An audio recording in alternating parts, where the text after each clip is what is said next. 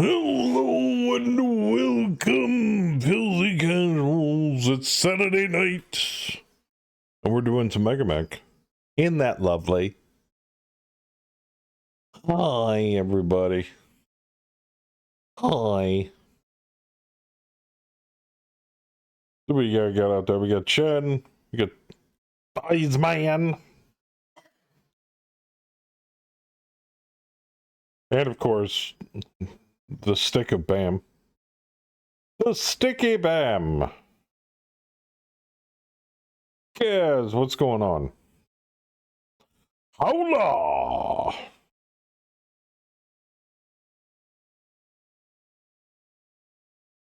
Yeah, I don't blame you.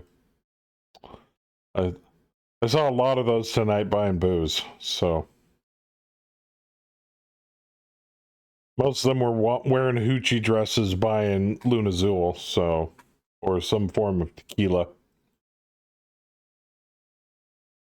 How much is that bottle of Henny behind the counter? 50 something, sir. Oh, no, I just want the pint. Yeah, you want the pint. Cheap ass. Want your shitty ass booze. Don't want to pay for it. I see how it is. Unless you meant Joker. Oh, well, there you go. No, I'm pretty sure he meant me. I'm almost positive. Well, hi there. Good evening. Good evening. Oh, big shout out and thank you to Chen. He sent me exact copy replacement mouse for the Logitech that's going out. Nice. And to that I say, thank you. It looks like it's in great shape. Also procured a couple of purchases from my place of business. Myself, I got, what the hell did we get? Kemi said a small bottle of Tito's, so I got the half pint. I'm like, I could have gone smaller. They have nips. They have tiny bottles of Tito's. I think the small bottle she's referring to is the half-gallon. You mean the hey, this is a perfect size to add to my little to-go orange juice. There you go. And then I got a. Hey, hell else did I get? Oh, I got a bottle of Parrot Bay coconut rum because she wanted coconut rum. And So it was on you're sale. taking your work home with you. Kinda, yeah. Oh. Even though there was a guy there while I was looking at the rum, honey, there was a guy there that was like, "No, you want to get this one." I'm like, he's like, "It's really good with root beer." I'm like, but it was also twice the price. I'm like, no, I'm good. It was, or I could have just broken down and bought a bottle of Bumbu. That shit is overpriced rum. Holy crap, is that overpriced rum? And then my third, and this is the one I've actually been wanting to try the most. I don't know if anybody's familiar with a company that makes really, really good bourbon by the name of Buffalo Trace. They're responsible for another more of their mainstay brand that they make called Benchmark,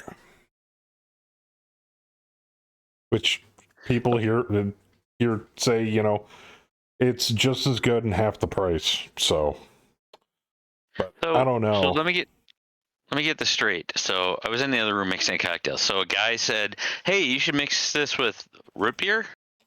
Yeah. Did you mention your wife is older than 12 years old? Yeah. Well, there you go. But the one I got is Buffalo Trace Bourbon Cream, which looked really good, and it was on sale. I don't know if I can continue to hang out in this stream. Why? What's wrong with Bourbon Cream? Ew. It's You just want me to buy a fifth of Jack and call it a day, don't you? You're one of those people. Jack. Oh. No, Jack bonded. Bonded Jack. Okay, Jack. Okay. How about Gentleman Jack? I like bonded better. Okay. My thing would be the barrel proof, then single barrel, then bonded, then Gentleman Jack. How do you feel about what is it called? Basil Hayden? Hazel Baden? Never tried it. No, it's Basil Hayden or Hayden Basil. I forget. So that Sounds one's gay. really popular. Why are you gay? Why are you gay? No, you're gay. And there was one that it's a simple looking bottle, but at the price, it's just astronomical. What was it? Michter bourbon? And I've been told it's like, oh, this is really good stuff. I'm like, okay. Or something called Run Rabbit or Rabbit something. And they make a brand for it called Derringer. I don't know. And then, of course, the stuff we never sell, which is interesting, but we only usually ever sell it when military guys pass through the shop. And that's Devil's Brigade. Devil's something. It's not Devil's Cut. I know what that is. It's like a square bourbon bottle. It's weird. Well, Devil's Cut is not a Jim Beam. Yeah, maybe it is a Jim Beam. I think that is a Beam. It's one of the artisan ones. Beam. But Jim Beam makes makes practically the exact same shit that Jack does. Jack Apple, Jim Apple. Like 5 years ago, they all branched out. It's like, hey, I can just throw a few little fruits into this stuff that, yeah, exactly, and then rebrand it for something more expensive. Do we sell Teelings? You would be the second person to ask me that, Mobby. And to be frankly honest, the funny thing is the first person that asked me that, they were from Canada. What the fuck is Teelings? And by the way, to answer your first question, everything is wrong with Jack. Jack is like the poor man's bourbon. I'm not saying it's bad. I'm just saying you could do better. Well, it all depends on personal taste. Like I did not like it until I went to college and was I won't say forced to drink it, but highly encouraged to drink it. So yeah, Jack and Coke's been my drink ever since.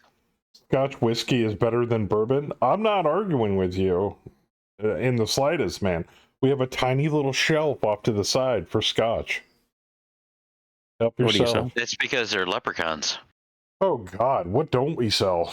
No, I mean, what Scotch do you sell? Glen Morangi, Morange, excuse me. We've got Scotch that 25 ranges or older? We've got 10, 15, and 25 Scotch. Oh, okay. So you get a decent size. The 25 store. is fucking hell expensive, though. Mm-hmm. 150? Oh. And to the gentleman that came in tonight, I know he's not watching, obviously. To the gentleman that came in tonight and bought 5 boxes of Blue Label Johnny Walker, my register thanks you, because it looked way better. Blue Label is what, 35 a bottle? 40 a bottle? No, like try 230 some odd a bottle. What? Yep. Was he buying for the club?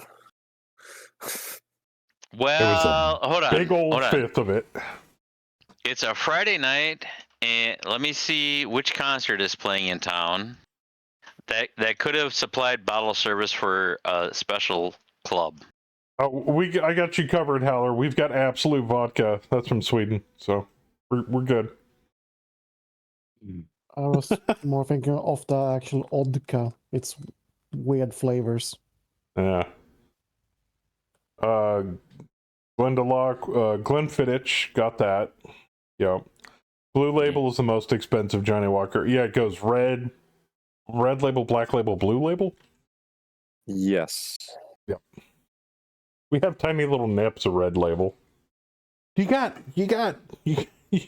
Johnny in a smaller bottle? You mean this? It's fucking hilarious. I think there's like one person that ever comes in to buy tiny nips of red label Johnny Walker. Nobody else buys it. It's insane.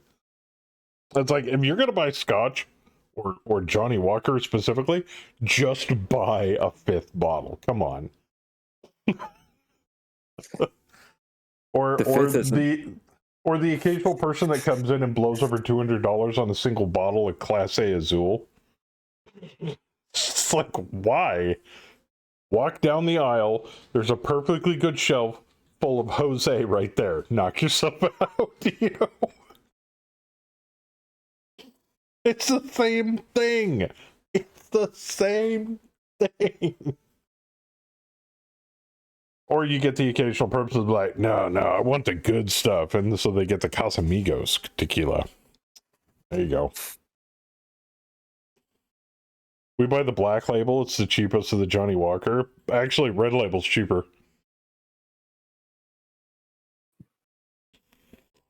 But that's okay. Just like state lottery, these people don't realize they're paying into the county and the state because the county is who owns the liquor stores. See, there used to be a green label Jack Daniels before they went to transferred over to MASH.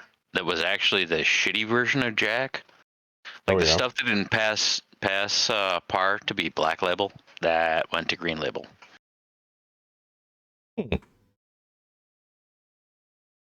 Interesting.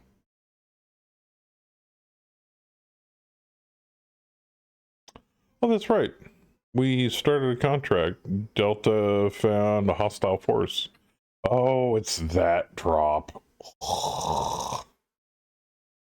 Do we want to do an irregular drop? Yeah, why not? Yeah, why not? Individual units, so that'll be a nice start. Whoever shows up, who shows up. I bought $950 bottle of Irish whiskey. You could have paid way less than that for a bottle of Jameson. And here I am bagging on Jack. I know. I'm a terrible person. Or you could really go down that rabbit hole and just go for what is it? Evan Williams. There you go. Yeah, we have a whole in the shop I work at, we have a whole wall of bourbon. It's just literally floor to ceiling. And then towards like the left side is like all the moonshines, and I mean we've even got Georgia Shine, the corn whiskey. Oh, that shit looks like it'll degrease an engine. That stuff looks nastier than Everclear. I'm like, well, now I see why we never sell this stuff. We never sell it so hard, it gathers dust. We have to dust those bottles. So, if I wanted to drink piss water, I would drink Jameson or Patty's. There you go. $950 on a bottle of whiskey. A couple of good cocktails out of that, and then I'd probably go to the bar and then, either pick up single mother or I don't know. $950 for a bottle of Irish whiskey. That bitch better come in like a gold-plated wooden box. Okay? I have gotten something very similar to that for a very good friend of mine's college graduation. I got him this is back in 2001. It was a 20 or 25-year-old bottle of whiskey in a decanter in a box and felt box and all that sort of stuff. You should order some cool. Newfie Screech. Yeah, we've got Canadian Mist and shitloads of Crown Royal. We're good on Canada drinks. Dude, if I wanted to do that, I would just buy my own still. If it doesn't taste good, I just use it for paint thinner. But yeah, no, we got Crown Royal. We're good on Canadian drinks. Now you might have Canadian Royal. Do you have 5-star? We got Reserve. Good. We even had the salted caramel. Ooh, what is the cheapest booze you have Crown Royal. per liter? Per liter? Something in a plastic bottle. Oh, it definitely would be plastic. It's either going to I'm guessing- be Smirnoff or Burnett's or Aristocrat. What are the people that look like they haven't slept in like 3 days and haven't held a job for like 6 months? Drink. Aristocrat. Yeah, it's the one. Or Fireball. Ooh, yeah, I'll give you that one. We even Now, have out it in of the the fridge. Fireball buyers, are more than half of them look like they're women that have children that are on their last nerve. No, but one is a doctor wearing his scrubs and buying shitloads of it before he goes to work. Oh well, If that doesn't make you worry. It sounds like he's fucking the nurses. Here's your hush drink for the night. Bend over. Oh yeah, did you eat your chocolate lava cake, Heather? Yes. Good. Crown Royal. Don't those people drink fucking Skull? That nasty cheap ass vodka that you don't remember the next day and wish you did because there's an ugly in your bed. Hey, don't knock the uglies. They're warm inside, just like the rest of them. Oh God! Oh God! I think I just Well, threw up in my I mouth. shouldn't say that, unless you work at a, creamery. Or Yeah, call Skull, it? isopropyl alcohol, same thing.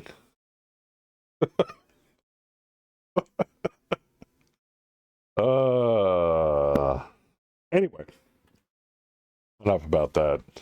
I'm off work. Let's see here. We need to figure out who's going. Let me unpack the company here.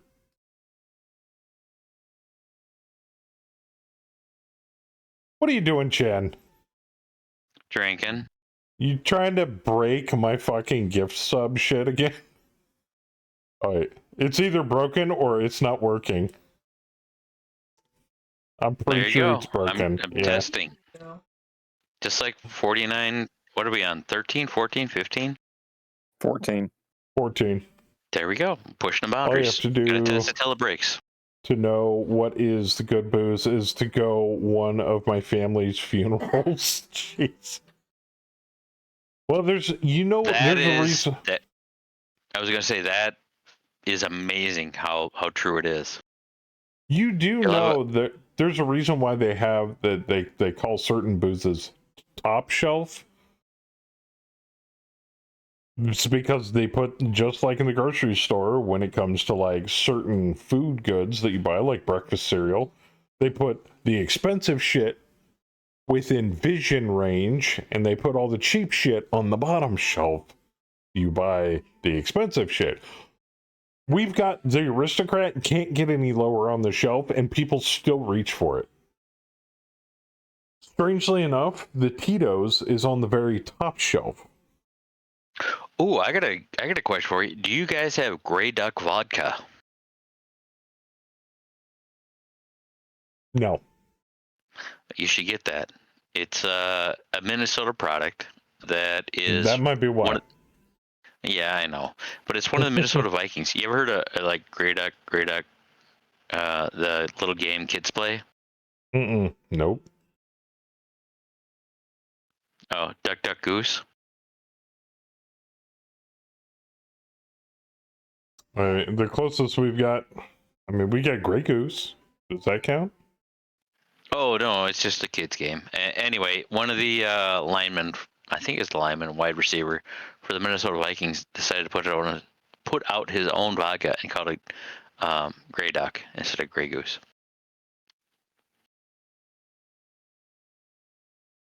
Okay, Vorpal. Yep. Vorpal said Bob, his you're internet right. shit right now. Yeah, you're right. Grey Goose is shitty. I won't say shitty. I'll say definitely not it's- top shelf. Definitely not low shelf. But it's mediocre. It's okay. It's working at the moment, so I'll try, Yeah. but I can't guarantee Okay. I'm not going to drop out. That's fine. All right. Who else we want? Bam, I already put you in. I'm in. Kaz is And, coming. Yeah. Hella, Yes. And which one you want, Heller? hella. Hella. Hella awesome.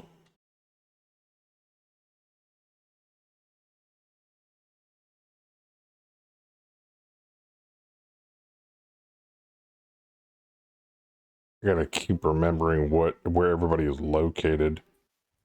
Scout. Stormcrow. Is she in Delta? Oh, she's already in. Oh, Yeah. okay. Yeah. They ran into the irregular forces. Okay, so I got Bam, I got Chen, I got Put me in, Kaz, Coach. I got Vorpal, I got Size Man.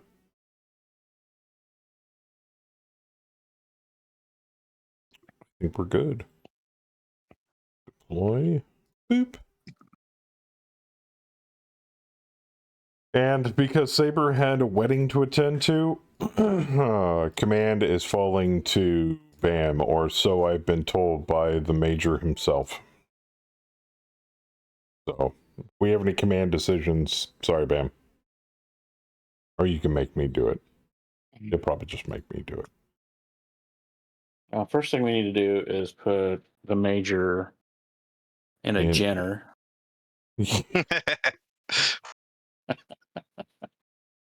With all small lasers. There you go. I like this plan. All right.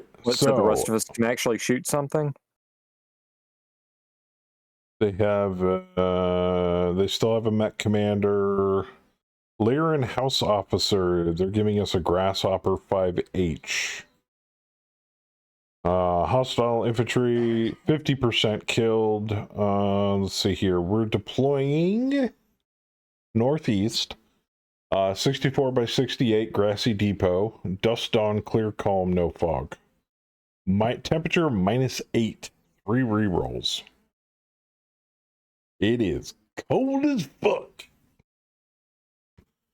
Of course, we are on Alton Mark, which is not the warmest of planets. Tree roll dust on. Rerolling dust down. Boop. Daylight. I think we're good. Perfect. Boop. All right, lobby's loading. Please wait. Oh, and as an added thing, and I'll keep saying this every single stream, if you want to join in campaign 3, it's soon. Make sure your shit's ready, because we're going to be injecting people before the first stream for it. As soon as somebody gets me the campaign file, who shall not be named. And Saber gets me the damn company file. Do we need to turn off the double blind for the house officer? No. Supposedly it works. Okay. All right. Game's up. Oh, I forgot to give him camos. I'll do it next time. Fuck it. I always forget the first drop on a new working contract.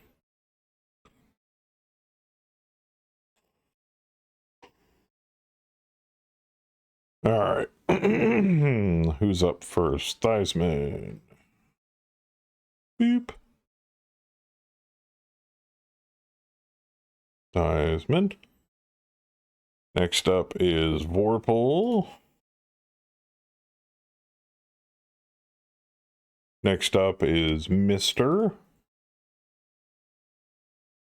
Next up is Kaz.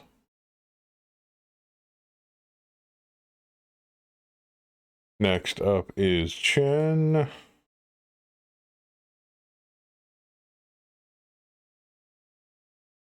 I got Krasny, Bayou.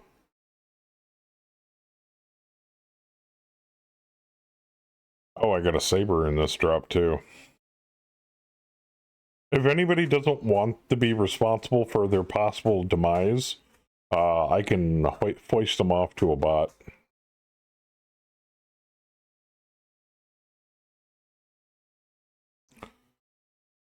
Who's possible demise? A saber tooth? Yeah. Yes. I'll do saber tooth. Okay. It's like, ha ha ha ha. Don't want to be responsible. That's more like who wants to claim credit for. So, man, Yo, man, you do know that's the wrong saber if you want to get promoted. If you're trying to knock off the, you know. Yeah, he is right. no, Louis is not trying to get promoted.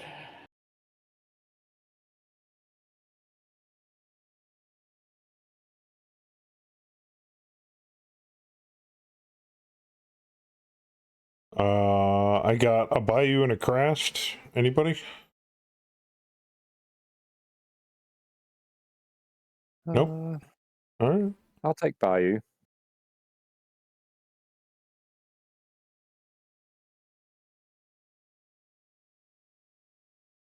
Anybody want a Stormcrow G?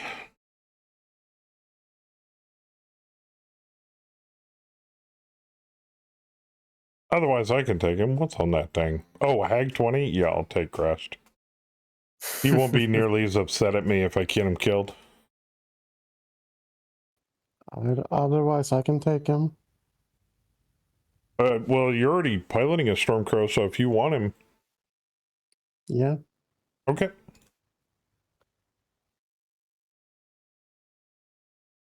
Beep. All right.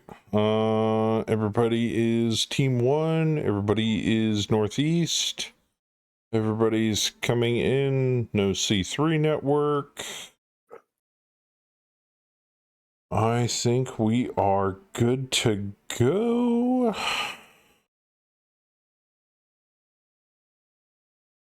All right, let's rock and roll. Do we upgrade to bot AI? Yeah, I already did. This is really low gravity, right? Yeah, this is like 0.65 grav. Ooh, So, fun. My low moon grav, gets very cold. 10-15. Wow. Yeah. Break your legs. So I was gonna say, Bam's Mad Cat should be hauling ass this drop.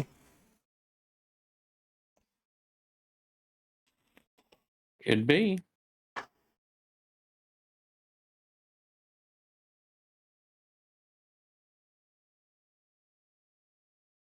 The amount of time this is taking to load is disturbing.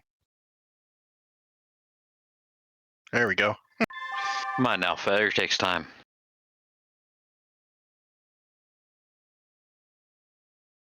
Oh, too bad for all those infantry, maybe.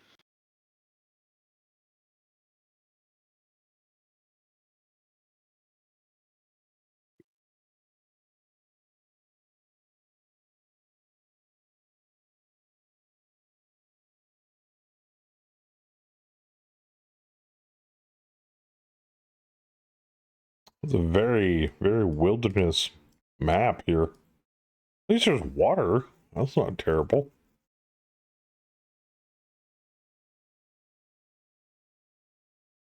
Lots of trees.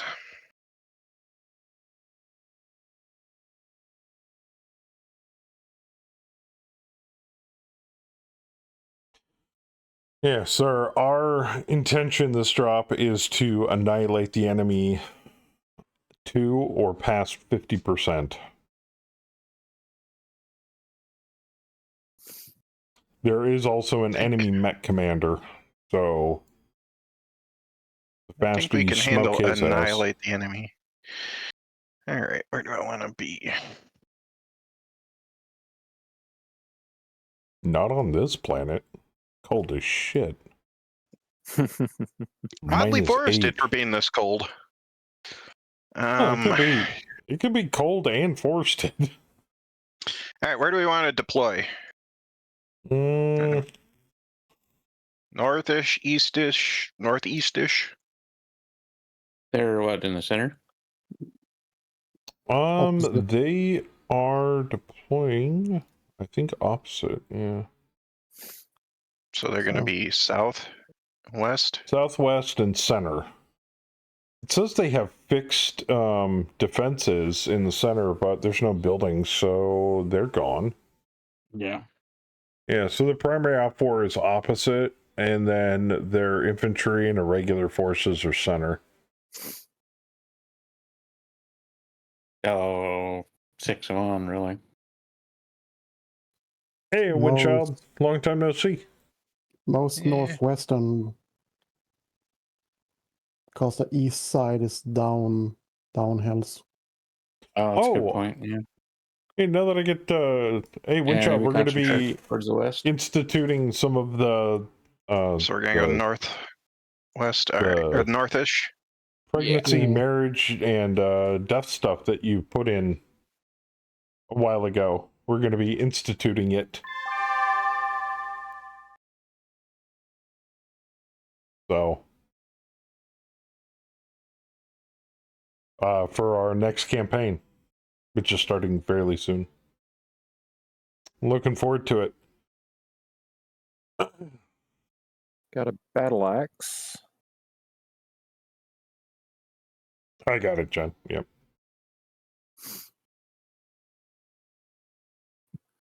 How'd you like that? I don't know if you listened to it. Oh, I already did. Yeah. I'll get to work on it starting next week. I figured it's fitting for our little group. Yep. Hope you enjoy. Oh, it'll give us a chance to inject some RP into the campaign without actually having to force people to RP. So, well, and we're giving people the option whether they want to be flagged for doing that stuff or not. So it's really nice, the flag system, how it interacts with all of that.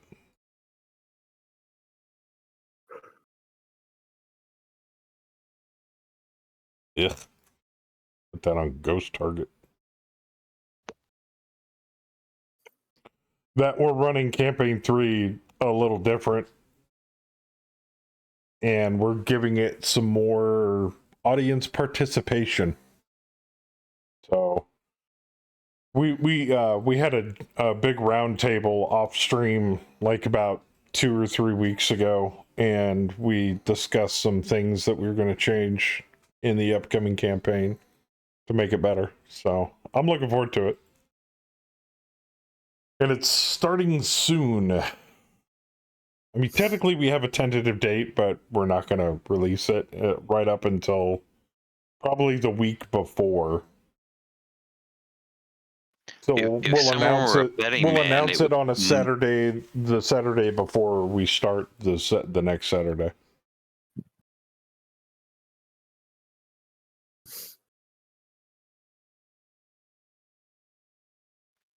You would think it would be before the month that includes Halloween. I didn't think Halloween had anything to do with it. Howler, are you offended? What did you say? He didn't think Halloween affected anything. Oh, Halloween. Good pun. Yep. Halloween.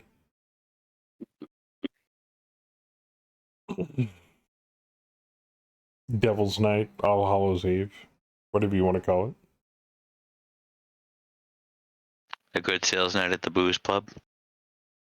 Mm.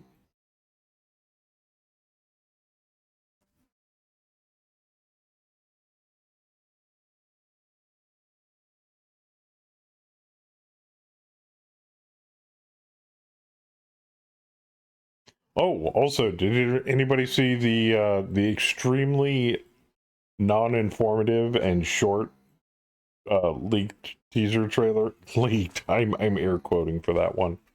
Teaser trailer for Like where your 5 clans. Just as informative as the PC Gamer cover. Mm-hmm. Yep. But seeing the animated Timberwolf, that gave me a huge falling out of the dropship. They gave me a huge mech boner. Not gonna lie. Sorry about the delay. All I saw was Ghost Bear Dominion out for regulars. This is the next turn. Not, it's your turn to deploy. Well, That's while my we're bad. waiting for deployment, anybody? I mean, I can show it off on stream. Weisman? Yep. I can find it. Trying to decide where to go. There it is. Yeah, I was trying to watch it, but I kept blinking and missing it. Nice spam.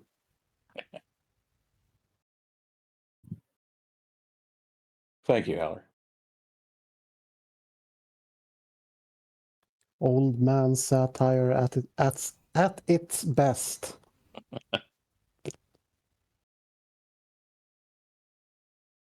And the Joker came in his pants. Mm-hmm. That's obviously Unity engine. So we're all watching this video. That's what, Unreal. $3.25 each. Nah, Unreal Engine. I do think the font used for clans looks like shit. Oh no, it totally looks like the art direction for that trailer was absolute garbage. Don't get me wrong. I'm looking at the mech and the jungle surrounding it. I could care less about anything else. It's like, oh, Any shiny idea walking if I don't toy. know. That is a nice throwback to the mid '90s video of game release, where, yeah, you knew this was not going to be game footage, but it looked cool. Yeah. Oh yeah, Mm. totally. That is totally not in engine. Any that Mad idea- Cat looks way too fucking detailed. Any Way idea too if the detailed. jungle is indicative of any planet or historical Well, battle? if you look close enough, and quote me if I'm wrong here, does it look like on part of the nose fuselage on the left side of where the cockpit's located? Does that look like a Clan Wolf insignia? I did not notice. Can you link the video? I was looking at the missile pods. It's in the Sorry. mech lab. Okay.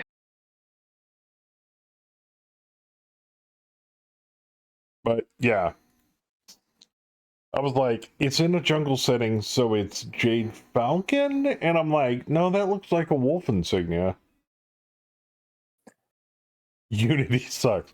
I think we can all agree on that, which is why most of the Unity developers are jumping ship to something else. And which is funny because shortly after that, somebody actually made a post and they're like, hey, look, Godot 4 came out. The 4.1, I think. Yeah, they updated Godot. I was Funny like, oh my god, really? 2 weeks before this, I literally had a discussion with Saber about game making and like what user software is cheap, available, and good for a beginner game developer. Godot. Yeah, totally. It's like, what? Or, I mean, you can't, as much as I know some people hate Epic, I get it. Unreal Engine's really good. It is. It's an amazing game engine. Better than anything Crytek came out with, but that's beside the point. I didn't see any logo, but the colors would be indicative of Clan Wolf. That's what I thought too. I'm like, that's gotta be a Wolf Timberwolf. Red stripes? Yeah. Well, Oh, isn't, I've got something isn't- better. isn't Yeah, Wolf... look at what I just posted. The Mech Oh, Warrior yeah. 2. Yeah, Yep, that is I'm very not familiar ripped with off that at one. all. Mm-hmm.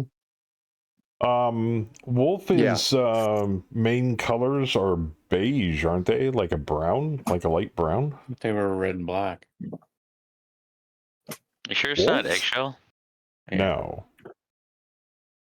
And then Falcon is greenish. Jade Falcon is green and like silver. Yeah. And then Wolf is like black and beige or red and beige. What I heard from, I don't remember who's where Jesse I saw again? it, but That's Is that Howler or That's Howler. oh, okay. So it's Howler's turn Unreal to Engine play. rocks. I know, right? what I heard from somebody is it was going to be Ghost Bear. Yes, well, the rumor is Ghost Bear, Wolf, Jade Falcon, and Smoke Jag. Okay. Which would be okay, because lore-wise, Smoke Jag was around in 3049 easily. It looks like they're trying to portray the clan invasion, because I think the starting year for that is 3049. At least that's what it looked like in the trailer. Because it gave a year in the trailer. Hey, So- who ultimately owns Blizzard Activision now? Is it Microsoft? Acti Bliss still owns Yeah, owns itself. they're just called Active Blizz. Oh, okay. So Nobody owns Activision. well, I'm just thinking that MechWarriors 2 cover that they've got a lawsuit available there because that MechWarrior 5 is clan teaser is really on the nose. Yeah. It does not Yeah, look but- like Viking or Goliath. Also, Activision it's a temporary license. So technically, the okay. license belongs to Microsoft license. for anything MechWarrior related. So they're just leasing the license okay. out to PGI. So no, Activision doesn't have a snowball's chance in hell of hitting anybody up for copyright. In fact, if I'm not mistaken, PGI got Microsoft's blessing for added license time, which is why they're able to continue making more MechWarrior titles, which I'm okay with. I mean, as much as some of us hate PGI, I don't. In the mismanagement My and my all only of the concern is bullshit going to with be Epic. my only concern is going to be the sticker price on the final product. I have a feeling they're not going to offer it for at most more than $50. Guaranteed. Yeah, no. Yeah, but there's people out there blowing $70 to $90 on AAA titles. I'd say a MechWarrior title for $50 or now, less. I do that That's in not double A's. terrible. Some That's people not- spend $9.50 on fucking booze. There you go. Yeah, and True. I mean, people But are it looking tastes at good. this like a like a runoff of MechWarrior 5. But I mean, while they're using the engine, this is supposedly not sandbox. It's going to be more focused. So you'd probably expect more custom maps.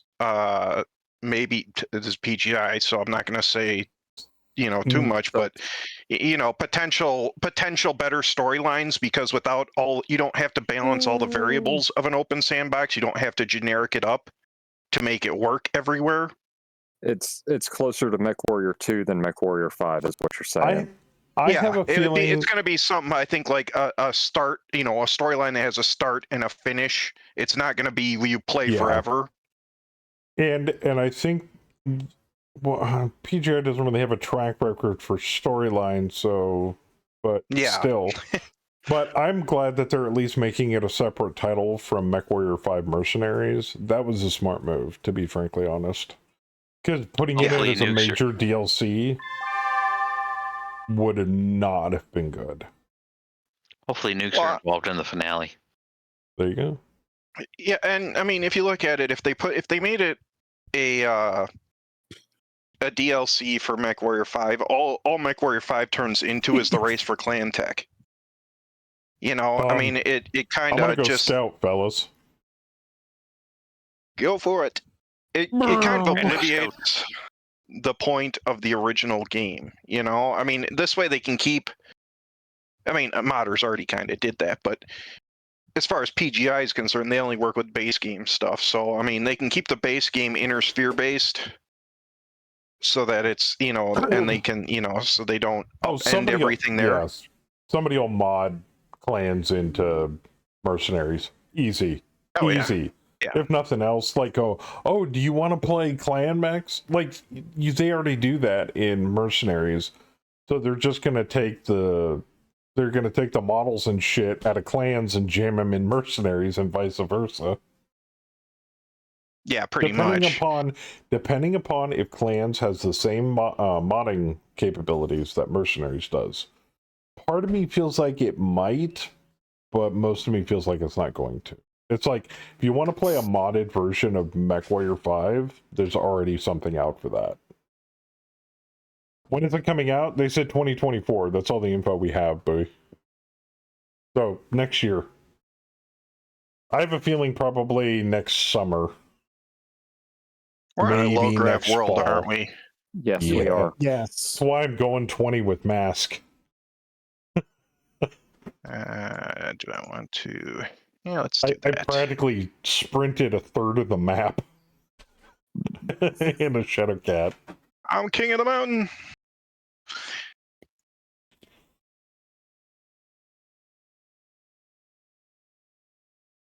They have an Ooh, Arctic somebody's getting Wolf, by the cupcakes. way. Again, danger close. They have what? Where's An Arctic Wolf. Oh, it at? Missile Bukake. I have no idea where. they've got a lot of personnel carriers. Yeah. Okay. Take out a fire moth. That thing's gonna rocket across the board.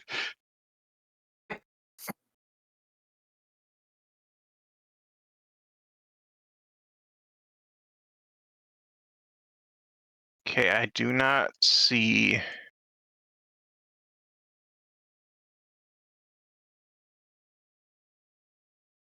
Missile Doom 2 near us yet. So unless Also, it's hiding. Santos quad. All right. I'll leave the BRB screen up since the dog's out. She had to go pee. But yeah, Bowie, it's the only thing they've given is next year sometime.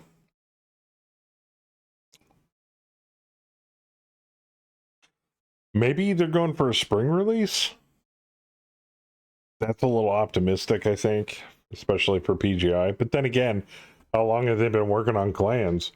I mean, they were working on Dragon's Gambit for mercenaries, but to be frankly honest, in my opinion, Dragon's Gambit seemed a little thin on content.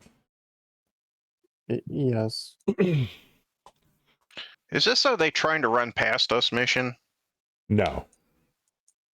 What's with the coolant trucks? They have some civilian assets. I don't know why. Yeah. Something kinda to look wondering- forward to, They maybe? want to Yeah. die. Well, and the 2.0 upgrade for Cyberpunk 2077 coming up this month. Mm-hmm. Or the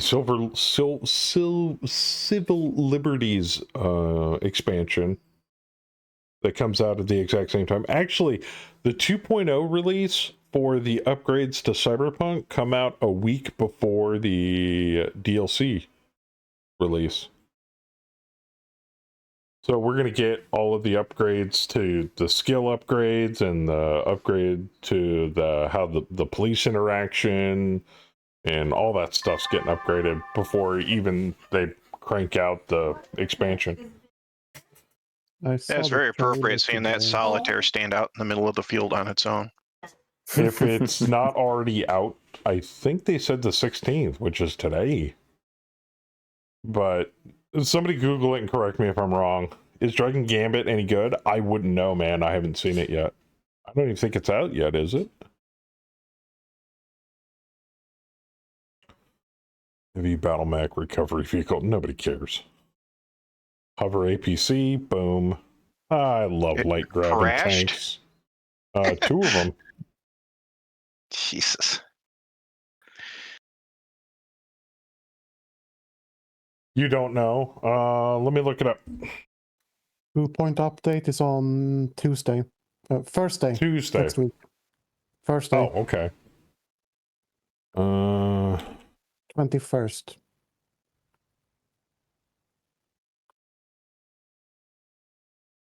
Dragon's Gambit is the 28th, Bowie. 5th DLC, MechWarrior 5 Mercenaries, will be released on September 28th. It'll be $15.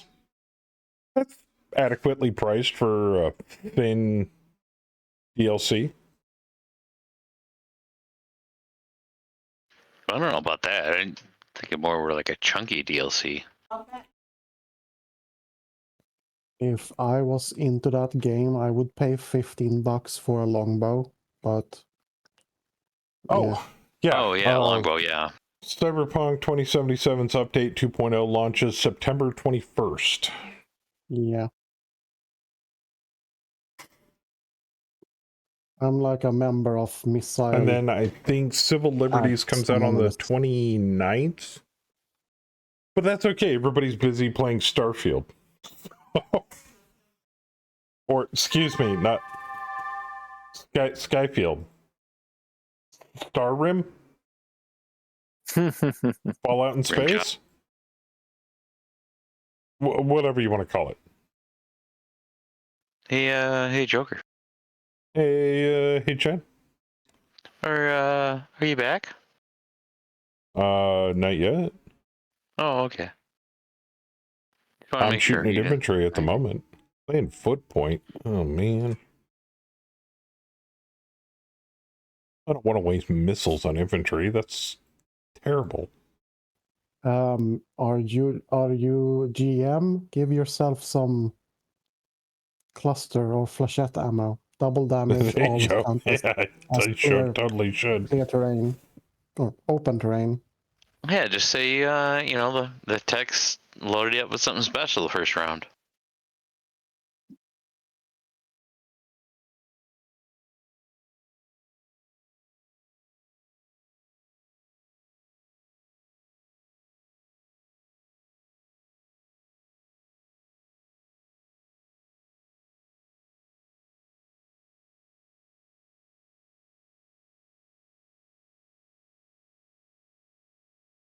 I'm not seeing a boss man yet. I'm not playing Starfield. Can't afford it. Well, let me ask you this, Standard. Do you own a copy of Fallout 4? Then you're good.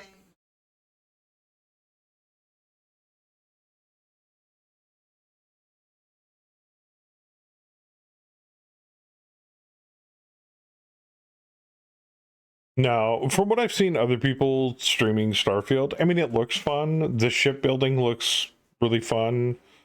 Not really into the fact that you can progress to New Game Plus, but you lose everything except your skills. That kind of sucks. Is the Lyrans on our side? The Lyrans? There's Lyrans? A Lyran Alliance House officer. Yes, they're on our side. Okay.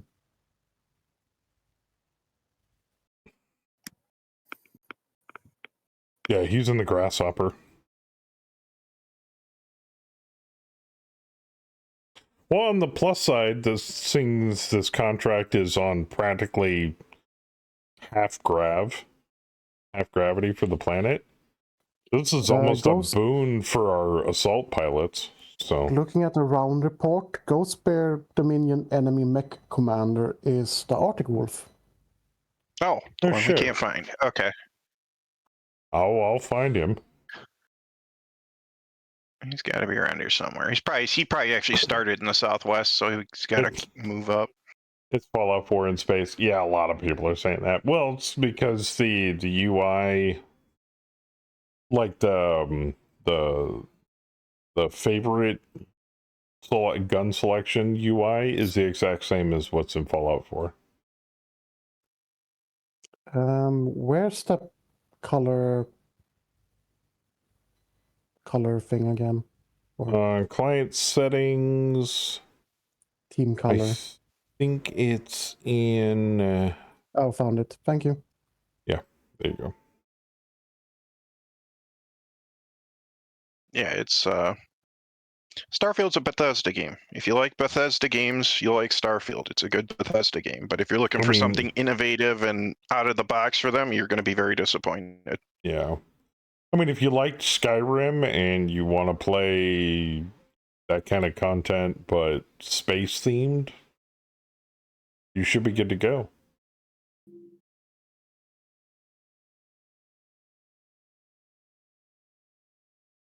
No, it's based on what I've seen, it's not a bad game. And for once, when Todd Howard says it just works, it does. Strangely enough, for the first time in a very long time. I mean, I've got 96 hours into it. I'm having fun. Hey, Fluffy, what's up, man? So there's some titles I'm looking forward to. I already wishlisted Mech 5 Clans, so just because it's a mech title and I want it. Actually, I haven't looked at my wish list in quite some time. What do I still have on there? Oh, by the way, it's- Fluffy, Portal 1 and 2 in my base could be dangerous. Just a little. Let me take a look, see what I got here.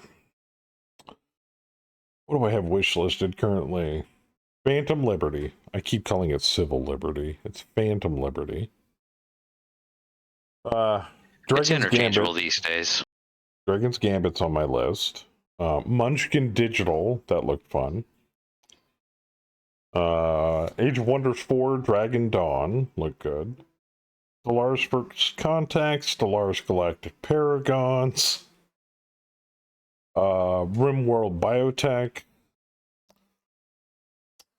Role That Player the sounded board great. game. Role Player the board game looked fun. And still on the fence about BattleBit. And I don't know. And Men of War 2, which should be coming out next year.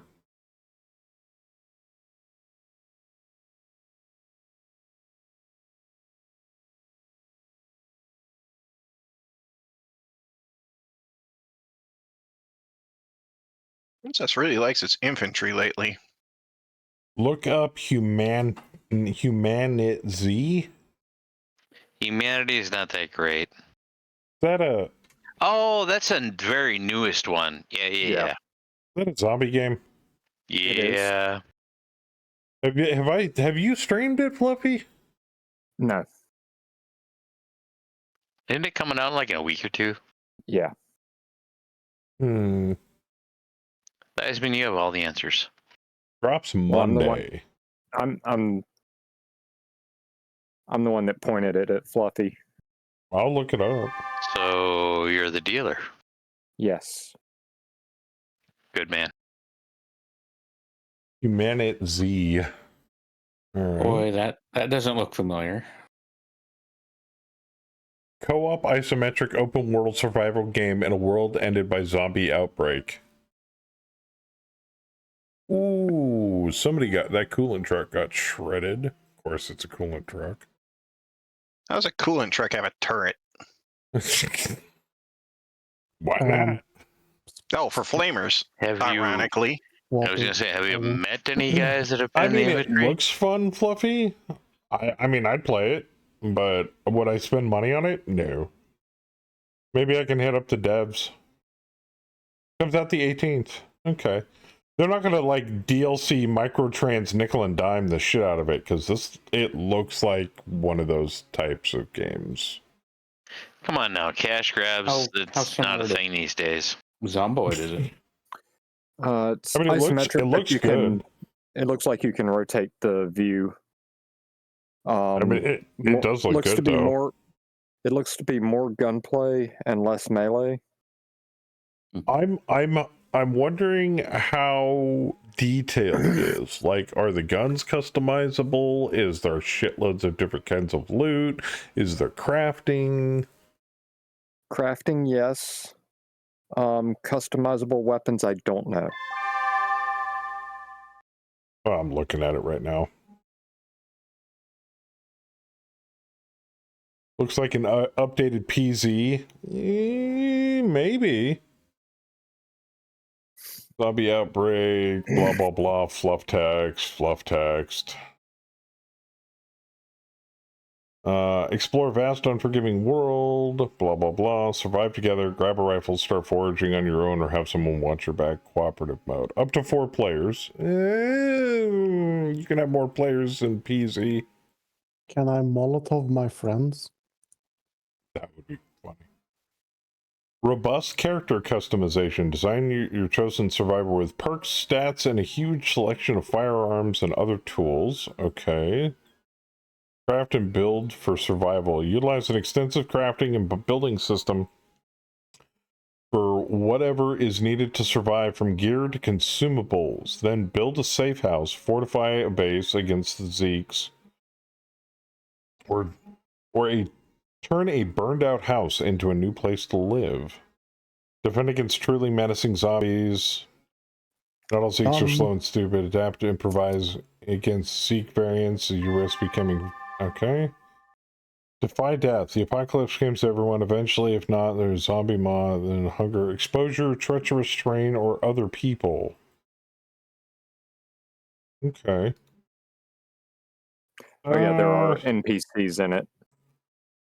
Tell you what, Fluffy, you stream it, I'll check it out. How much do they want for it? I see a demo here, and it's early. Well, that got me. You got me at early access. Yeah, it is early access. I think it was 20. I think is what somebody said, or what somebody looked it up as. $20. Okay. 4 player though. That can I have more than? Somebody will probably mod it. I don't know, man. Like I said, Fluffy, if you stream it, I'll watch it. I will totally watch it. And at that point, I'll kind of make a judgment call. You know what? It's gonna be a shitload of people are gonna be streaming it on Twitch. I'll check it out then. Well, once it releases. Looks like They have a medical emergency response vehicle and a MASH vehicle. We have war crimes on our hands. That's true. We do. Yes, it looks like the studio's first game. Ooh, they have a Yes. heavy jump. Ooh. Motor drive. Just a lot of freaking foot troops here. The publishers put out a number of things, but it's the first game for the studio. Yeah, the publisher is like 49 games, but nothing that stands out to me as, oh, that's a big game or popular. Yeah, they've done some licensed stuff. They've done a Need for Speed game. They've done some other stuff like that.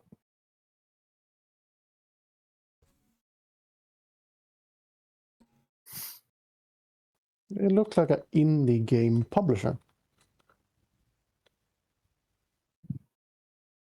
Okay, I see a carbine. A lot of motorized platoons.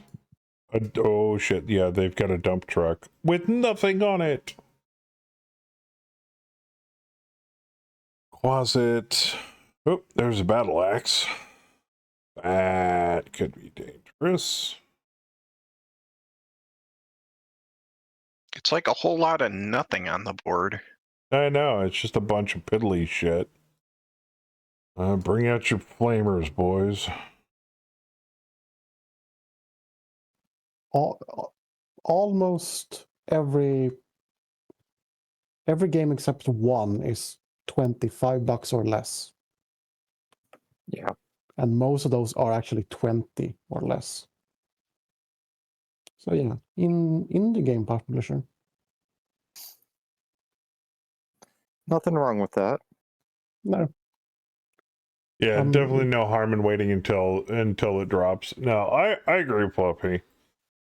I've been bitten before by early release, early access stuff. I mean, unless it's an IP I'm severely into, like, you know, if it was a mech title, I'd be like, go on. What about Cat Cafe Manager? Not really on my radar. Well, PZ's early access. 7 days is early access. Yeah, like I said, I got lucky on a couple of them. PZ 7 days has was made some. actually released 10 years ago. They just forgot to change the name. Yeah, they forgot to take the word alpha off of it. I don't even think they know what a beta is. So, like, beta? We only know alpha. So here's alpha 562. Like, why? But I can't fault them too bad because the more content they put into 7 days and the more they update it and the more they upgrade it, the more new content and enjoyment I get out of for the paltry amount of money I spent on it 10 years ago. There's the Arctic Wolf. Southwest area. So, in the pink. And PZ is Project Zomboid's made some really nice updates since I bought it. Yeah. So it's a good game. It's a free 4 pilot, no SPAs. Very intricate, and it seems to be expanding on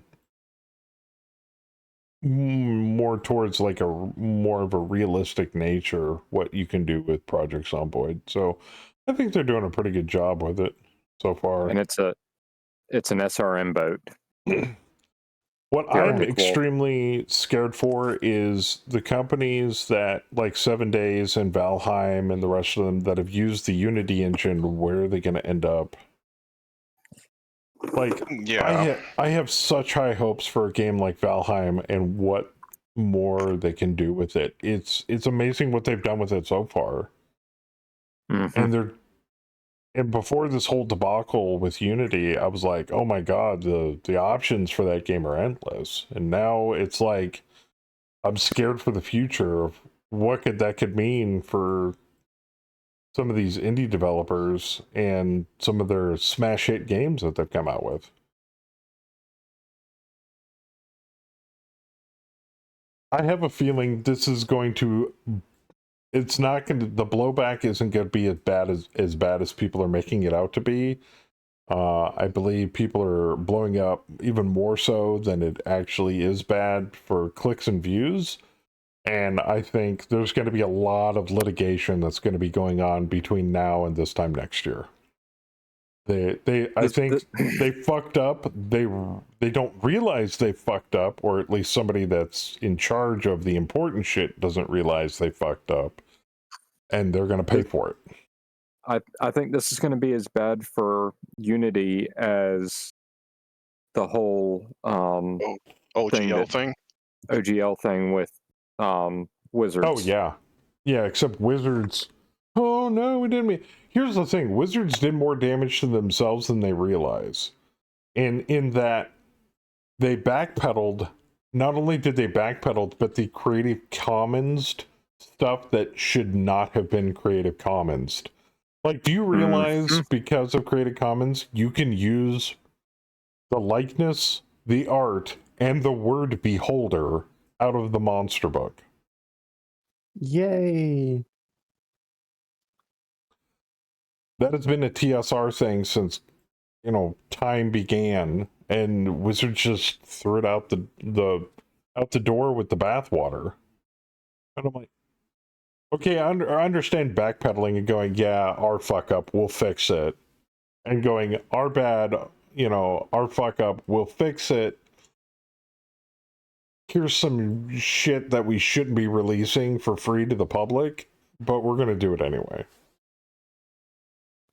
Does And that then mean went I'm above and free beyond to and went, use hey, it? oh, by the way, we're making it Creative Commons. I'm like, how dumb are you?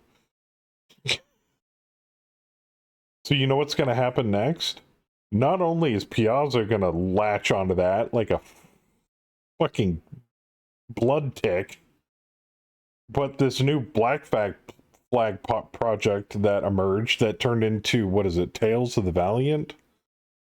By, it starts with a K. The company, it's not Mephidius. It's not Green Ronin.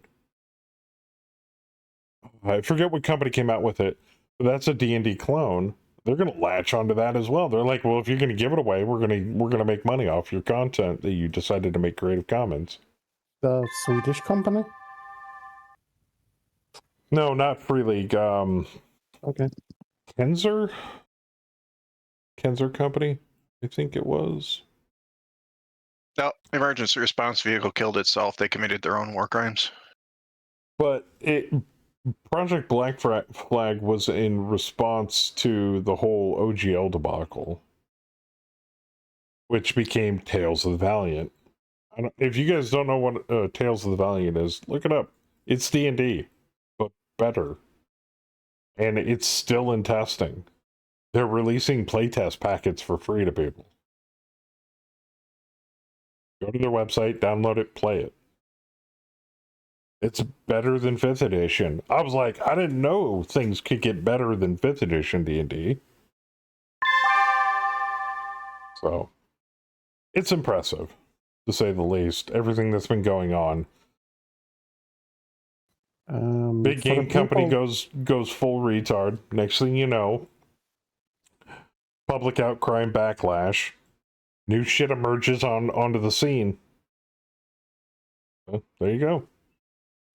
And the people that are into XCOM, the game Phoenix Point is using Unity too.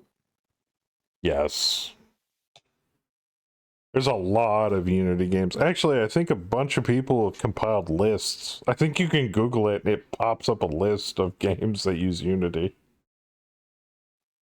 And The it's sad not a part small is, list. I mean, for most of these companies, though, all their people are trained in using Unity. All the tools they've developed to make their games are in like Valheim. Everything that they've built in Valheim to this point uses Unity tools. They'd have to rebuild the entire game for a different engine. It's probably cheaper and retrain all their staff. It's probably cheaper to just stay with Unity. Yeah, but if this whole thing, the charging for installs goes through, it won't be cheaper than switching from Unity.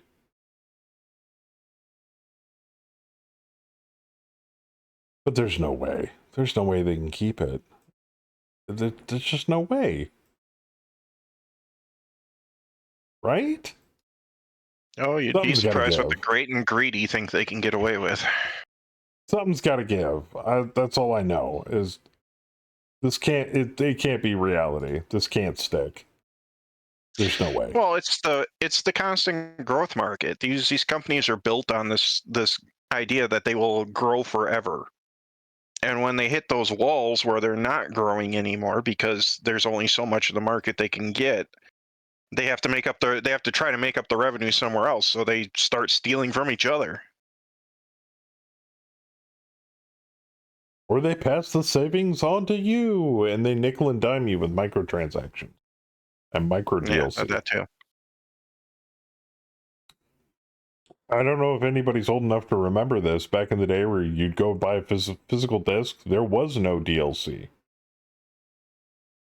You bought the game, they announced an expansion pack, which was another install disc, which interacted with your current install. There was no patching.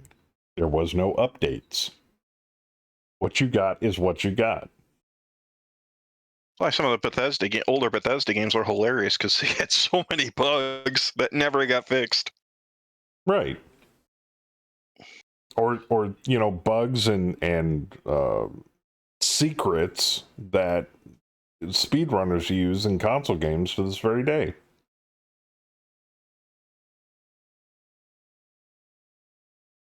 So, I don't know.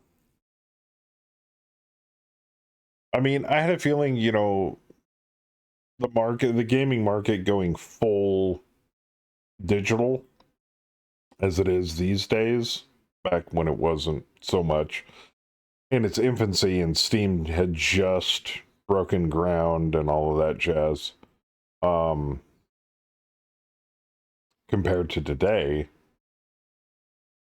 and now these game companies, these publishers are hitting a wall, going, well, we want more, and there's a finite amount of market that's been split up amongst, you know, different companies. You can only garner so much. So how about I this? think the game companies have realized, or have not realized, that if you put out more product, people will buy more. But they're doing it in a way of putting out product as microtransactions and getting more, so that if they put out little tiny bread pieces, you'll buy the chunks you want, rather than here's an expansion,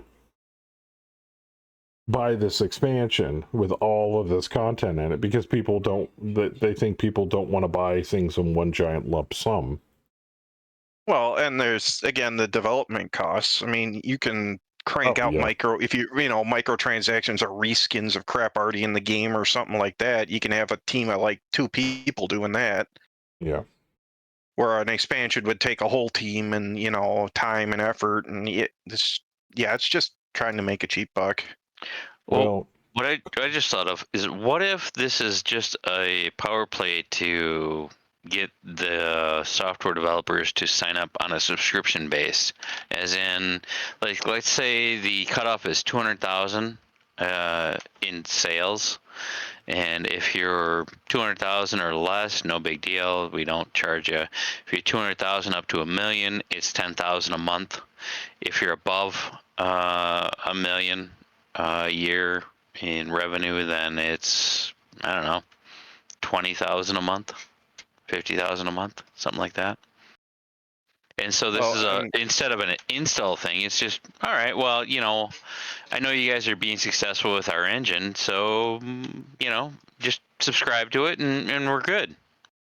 You can do whatever you want with the engine, just pay us a chunk of money every month. You know, in addition to the initial licensing fee. I mean, the truth of it is, they're not even aiming at the PC market with this. They don't care. They're looking at mobile games. Why not just make it nice and simple and be like, hey, royalties. You're using our engine. For every sale that you make, we get a small slice of your sale. Steam does that. Yeah, that's what they're talking about. By hosting, it's like, if we put you on our store, we get a small slice of your pie. But that's what they're talking about, is X number of cents per install. Yeah, but they're talking installs. In a digital distribution market, you know how many times I've reinstalled games because I lacked hard drive space? Initial installs. And then there's, just be easier to track sales than installs. I mean, and then they got stuff like, you know, Microsoft Game Pass and everything else. I mean, they're putting wording in that the Game Pass won't be, you know, like stuff like that, like charities and stuff, but it's all vague. So it's like Unity gets to decide if whatever that download is counts or not. That's the part I have issues with. If they set it in stone of this counts, this doesn't, that's one thing. Not to mention the fact, installs, you said initial installs. Does that include pirated copies of games? Yes. Then why not just do it off of sales rather than installs? Because it's harder to track sales. Oh, because let's say the best ever game comes out, or the best ever update to a game or expansion to a game comes out, Jaeger. and they have zero incentive to contain it or prevent pirating. Yeah. And in fact, the scheme you're suggesting is a disincentive to protect from pirating. Well, I heard something that they were putting wording in that, like, pirated copies, illegally any illegally acquired copies, any copies that are done en masse, like Game Pass, any charities, those things are all supposed to be written out. They're not supposed to count in the download total. But again, all of that stuff it's just vaguely worded, and basically Unity saying, trust us, we'll define it for you. Oh, Yes. that's the other thing. That's the other scumbag move, Tex, that I saw mentioned. Unity has been offering discounts to the install fees if they use Iron Source, which the board members own. That's scummy. Yeah, and then all the games are going to have more and more microtransactions because that's what Unity wants to make money off of. And that's what Iron Source does. The creator of micro- that is one of the board members after they got bought in by Unity. But thank you for the Yeah, raid, so they're- Jaeger. It's going good. We're just doing a drop. We're doing a regular Forces drop. Yeah, the whole thing stinks. The public's on the nose with this, but at the same time, though, only time will tell what happens going forward. I think this whole thing's going to blow up in Unity's face, and there's going to be a lot of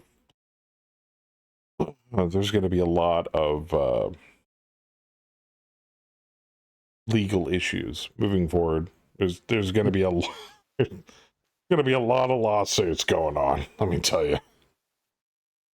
A UK-based law firm has pointed out the 4 things. It's 1, 2, and 3A, 3B that are questionable against UK, EU rulings and stuff. Yep. Not to mention the possibility of insider trading, as 3 of the board, the CEO and 2 other board members sold off a huge amount of shares shortly before the announcement of the install fees. Mm-hmm. It's like you've decided to sell the boat before the holes get poked into it, and you knew that there were a bunch of holes getting poked into that ship after you sold it, but the holes weren't there yet, so it looked good, but then not so much after the fact. That's literally textbook insider trading. Yeah, it's about what I expected for a fire moth. Lot of sketchy shit going on. Was lucky. Oh, I did hit him. Caught in the open, double damage.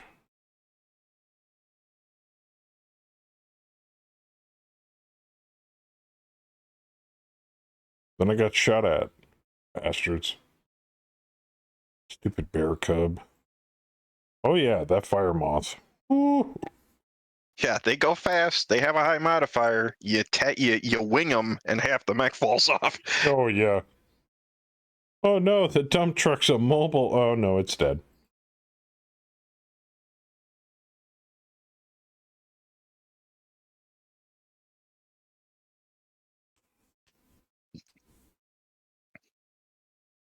Kind of hoping to catch that fire moth in the leg, but anyway, the whole Unity subject was bound to pop up on stream at some point, but yeah, I mean, it sucks. We'll see what happens.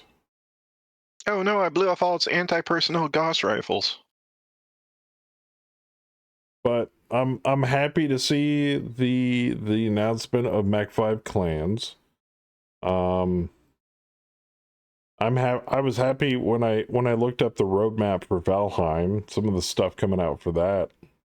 If everything stays true north on that whole thing, the Ashlands update content that should be coming up fairly soon, and there's a rumor of a content update for Valheim called Ships of the Sea, where you can customize your own ship. I don't know how they're going to pull that shit off. That's going to be interesting.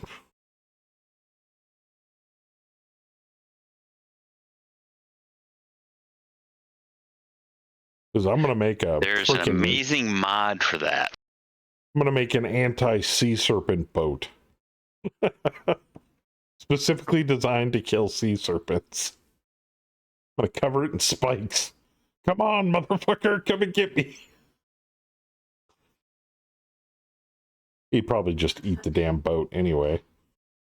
Already lost 2 ships. Imagine a raft with a giant ship of the line attached to the top of it, and then you expand from there.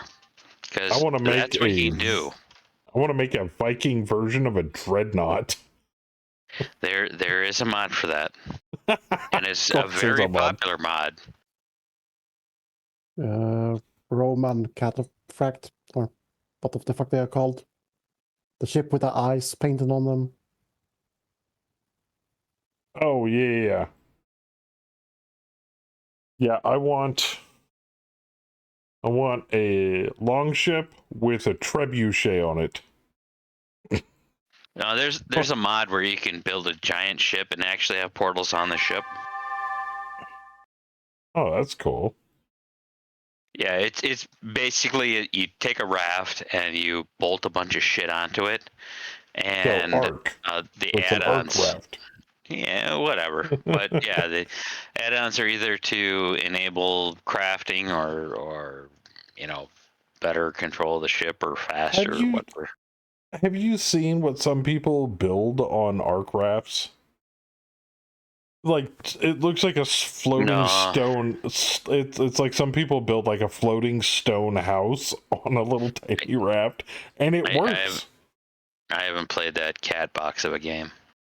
I was just like, how is that floating? How is that floating? I don't get it. Because of the 5 logs are tied together at the very bottom. That's why. There you go. I do like the structural strength of buildings in Valheim. It practically forces you to where it's like, well, you could build a tower, but you're gonna have to put a lot of supports in it, you know? Bam. A Greek trireme. Trireme, that's it. We just Yep, need you can do that. 40 people to man the oars. Yeah, I wish you could like upgrade the longship with oars so that you wouldn't have to rely so much on sails. I know you could rely on the rudder pedaling to kind of keep it going, and it's still pretty fast even with the rudder swaying on it when you've got the sails up. But still, having a fully oared longship would be dope, because then the more people you have on it, the faster it could go.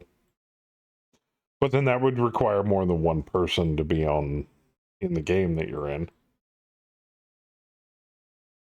Or slaves like Conan. There's a boss power for that? Yeah, motor. Yeah. Oh yeah.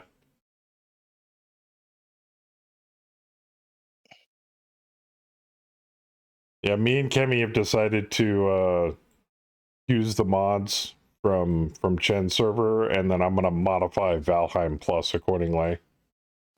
Who said But so? not the part Valheim where Plus you can is so easy to adjust how you want it. It adds a whole extra level of how do I want my game to feel. But I'm definitely not turning on the part of Valheim Plus where it allows you to transport metal through portals. I'm sorry, you guys can have it. It just feels cheaty. I agree that it takes out the grind. It does take out that part of the grind. I see your point though. You guys need to really appreciate the quality of life improvements that are able to be turned on in the mods. Right. Because you have to feel the grind. You have to know how expensive in time it is to do certain things.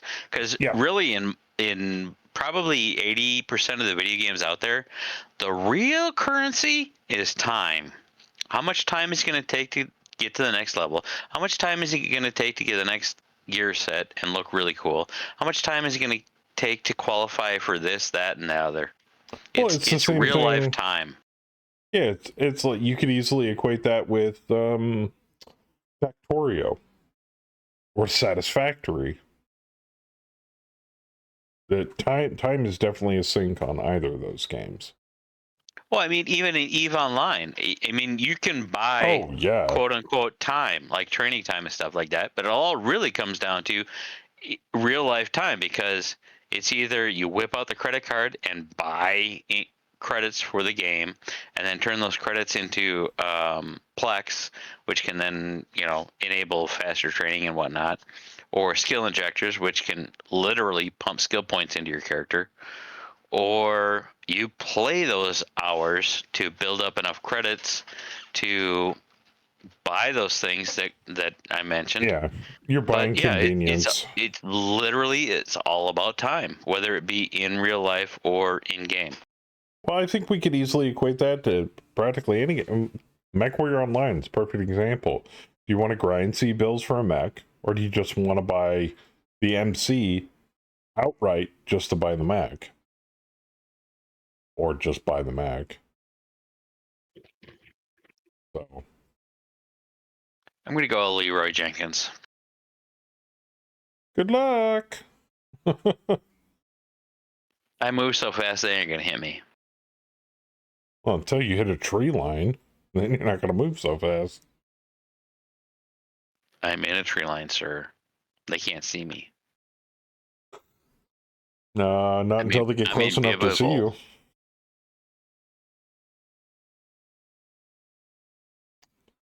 Because I am not one looking. is- I am not looking forward to the fight with Motor. I'm so not looking It's forward to that not fight. too bad, actually. You just have to stay immobile, and the cue, or the real key to it, is you have one rabbit running around with their attention, and the rest of you shoot it with arrows. So I have you face tanker and everybody chops her in the legs. I have a stupid question, and I probably already know the answer to this. So, yeah. Scenario: me and Kemi hop on your server. Everybody's on. There's like 8 people, including us. We go up into the mountains. We kill Motor. We get the trophy. You guys are like, "Hey, this would be really nice." So you give Kemi the trophy. We log on to our home game, and we install Motor's head at where the game doesn't care where you got the head from, as long as you hang it on the hook. So we would technically be able to get the Motor buff, even though we were on a completely different server and we all killed Motor, and correct. She got the trophy. But the Motor buff is not that big of a thing. What you want is the Motor tiers. Oh, what are those for? Crafting the artisan table.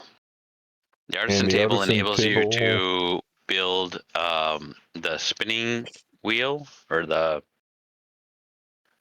turn linen into thread, and turning also flax into thread. Yeah, that's what I meant. And then also turning barley into flour with the whatchamacallit, windmill. But before you make those, you have to make the artisan table, which requires tiers of Motor, which is from the boss skill drops. Okay. Yeah, hanging Motor's head on the altars only enables their power, their superpower, which means you'll always have and increases the raid tier direction. Does that it also increases the raid tier, doesn't it? Yeah, it unlocks. Or do you actually have to kill Motor in order? I was about to say, I think you have to actually kill Motor to unlock the raid tier. Okay. But they're not running raids in that server anyway. No, we're not doing raids. I think it's the actual kill on the server. The boss kills are server specific. And I'm not trying to eat up the content. Me and Kemi are trying not to eat up the content in Valheim too fast, because we want to experience it at the pace that it should be experienced at. And we play it casually, obviously, so that way the developers can come out with more awesome content for us to explore later. Because if we burn through the game, we'll just get burned out on it and be like, yeah, I've got everything. Everything's dead. Next,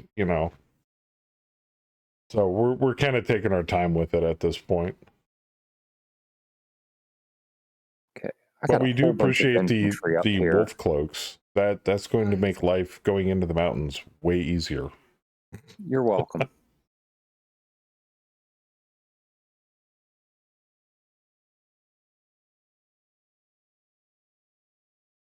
Triggers raid events in Valheim.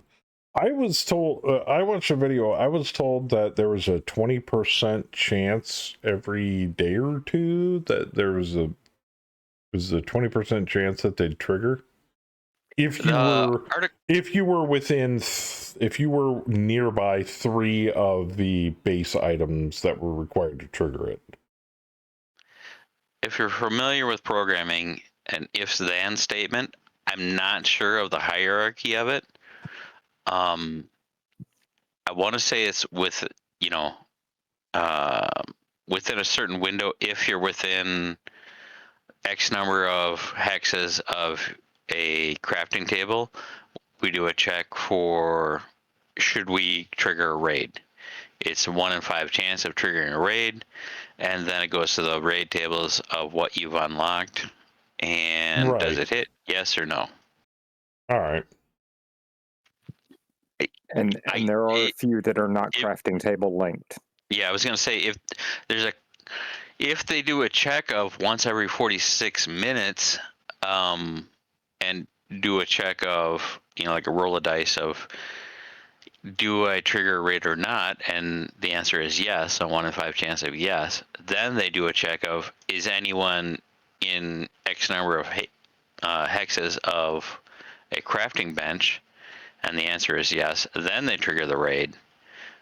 I don't think it's that way, because I think it first checks to see if you're in a range of a crafting table, and then it checks has anyone in the last 46 minutes done this check, and if the answer is no, then it runs the table for should I trigger a raid. Okay. I think that's the way it is, just because. Yeah, I don't know the exact specifics on it, but that's what I learned from a video that I watched on No, it. but you're right. The 20% is right. It just really depends on what part of the ladder, the logic ladder, it is. Wasn't there a bear cub over here? There he Yeah, is. it's up north. Oh, Yeah, it's Saber's gonna behind shit Howler. on it. Okay. Yeah. Well, I'm gonna go after Speaking of this which, fire moth. I don't remember hearing a saber. No, he's at a wedding. His brother's. Oh, visiting. that's right. That's right. That's right. Yeah, he's at a wedding tonight. I'm just trying to break through this infantry to get to something worth shooting. Well, that's cool. Yeah, because as we all know, infantry's not worth shooting. Unless you have a flamer or a machine gun. So you could say Saber is helping a bridesmaid find their way to God. Oh God, oh God, oh God. Sure. And Hatcherman, fire support tank, Zephyr hover tank, Destroyed by tier damage. infantry support tank. And the horned owl is missing a leg. Bear cub, right leg section destroyed.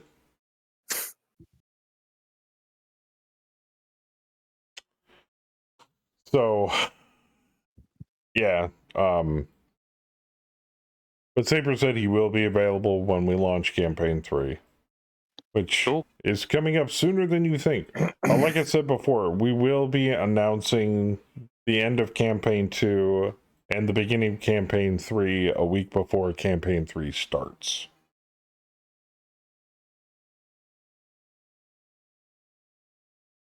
I'm also putting together a little snippet in the background for sending off campaign send off for campaign 2 when we do end it. And all the stuff for campaign 3 is in place. Well, everything on my end. We are having chat options. You guys will be able to use casual coins to roll the dice on good and bad things that happen during the campaign. Got a brand new start screen set up for it. Does anybody out there in the community have any suggestions for those? Because there's always. Oh, I put There's that always room call for out. more. Oh yeah, I Tons know, of I know. I time. just hadn't heard it this weekend. So. Yeah, I have put out tons of feelers for that, and I've gotten 0. So yeah, So- even if you have a harebrained scheme of something that could be cool, yeah, just shoot them a message. It might be something Yeah. that Good, sparks, bad. if nothing else, sparks a conversation and something really, really cool comes out of it. Yeah. Or your original idea comes out of it. And yeah. Like, I've still got to put Wow, in can your we- thing for the quartermaster error. I've still got to put that in. Do we even need to fight these guys? Can we just let them run around? The infantry? Technically, you don't No. need to fight the infantry, but they No, do I mean count like all towards... the vehicles and the mechs here. You, sir, have never had cockroaches in the kitchen. We are here to Just- kill them. They are not here to run away from us. Yeah. I'm just They're looking at all the fighting us, damage they're they're not. doing to themselves. Do we need to fight the mechs and the vehicles? We can just let them move around and kill themselves. It's not as fun or profitable that way. True. And now that we have GM capabilities inside of a drop to damage, heal, for lack of a better word, rearm or sabotage, those are actual options. We actually have 2 random tables to draw from. You can use the same casual coin redemption for whether we're in a drop or out of a drop. And it will actually differentiate which option to use depending upon whether we're in the middle of a drop or whether we're out of a drop. And that little suggestion was courtesy of Saber and Bam. Mostly Bam, I believe, because it was like, well, what if we're in the middle of a drop? That shot option doesn't make sense. I was like, much as I hate to admit it, you're right. So I separated them into 2 separate random tables. So now it does it all by itself. Yeah, half the shit's automated that I've got working in the background. It took a lot of casual bot coding to get it to work right, too. And it looks pretty awesome. I think you guys will be impressed with it when we finally reveal it. The real question is who's going to redeem it first when we launch it? I'm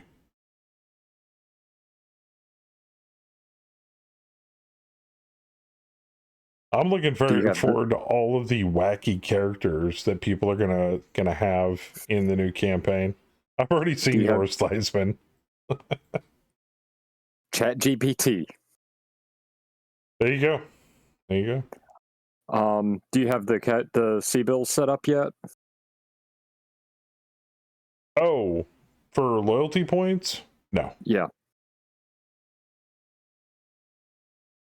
But I think we're going to kind of do something a little different with the C-bills. We're going to have casual coins, and then we're going to have casual bills, or C-bills. And the coins are going to stay as is, but you're going to be able to convert them on however many coins to however many bills. And you'll be able to turn your channel points, your casual coins, into C-bills.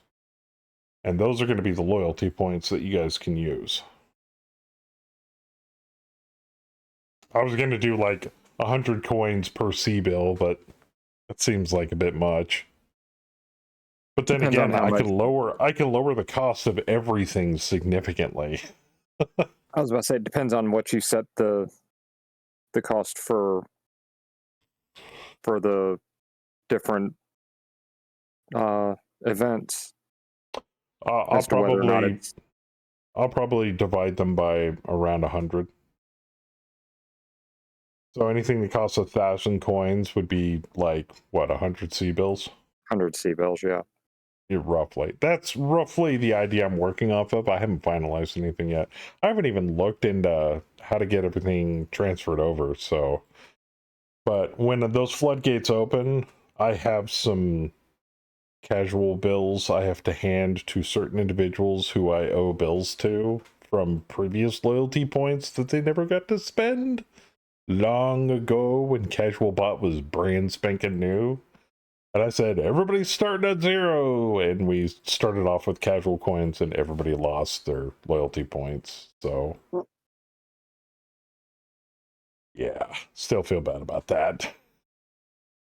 So I'm going to be handing out some free C bills to people who have been with the channel for a very, very long time. Also, I think I'm going to be going back to subs and resubs will be also rewarding you guys with loyalty points as well. Because I like to give back. Quick question. Down south where you're at, Joker, do you guys Yeah. ever get Somali food down there, like Somali sambusa? Not that I know of. Oh, that's too bad. We got barbecue, and I am perfectly happy with Southern barbecue. You know how like a croissant is like fluffy and crisp and whatnot? Imagine a croissant except triangular shaped and stuffed with beef or lamb and like some rice and a bunch of seasoning. Oh my god, it's so good. I like turnovers. Is that close? Yeah, it's like that. Okay. Instead of a fruit filling, it is a meaty, tasty That filling. does sound good. That does sound really good. What was that, honey? Yeah, but it's usually Greek restaurants around here usually have like gyros or gyros or whatever the hell they call them. I linked a recipe in Casual Cuisine. Oh, there I'm you just go. looking at places to eat next weekend when I go see Dave Chappelle, and I'm like, oh, Afro Deli. And they have Somali food, and I was really against it up until about, let's see, it's 2013. It would have been 7 years ago when I was working for a major trucking company that hires a lot of Somali drivers.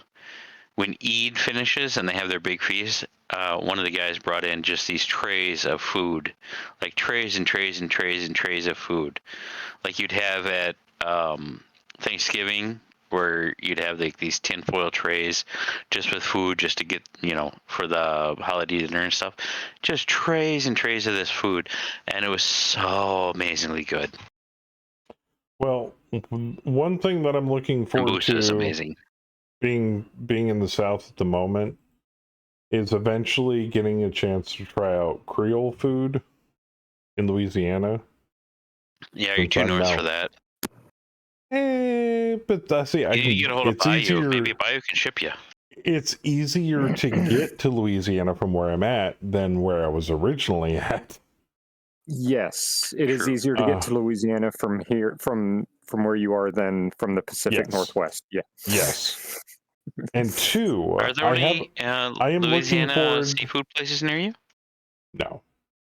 Oh. And two, I am if I go OTR after I finish school, I'm looking forward to all the little secretive greasy spoon places I'm going to be able to visit while I'm out on the road. That's going to be awesome.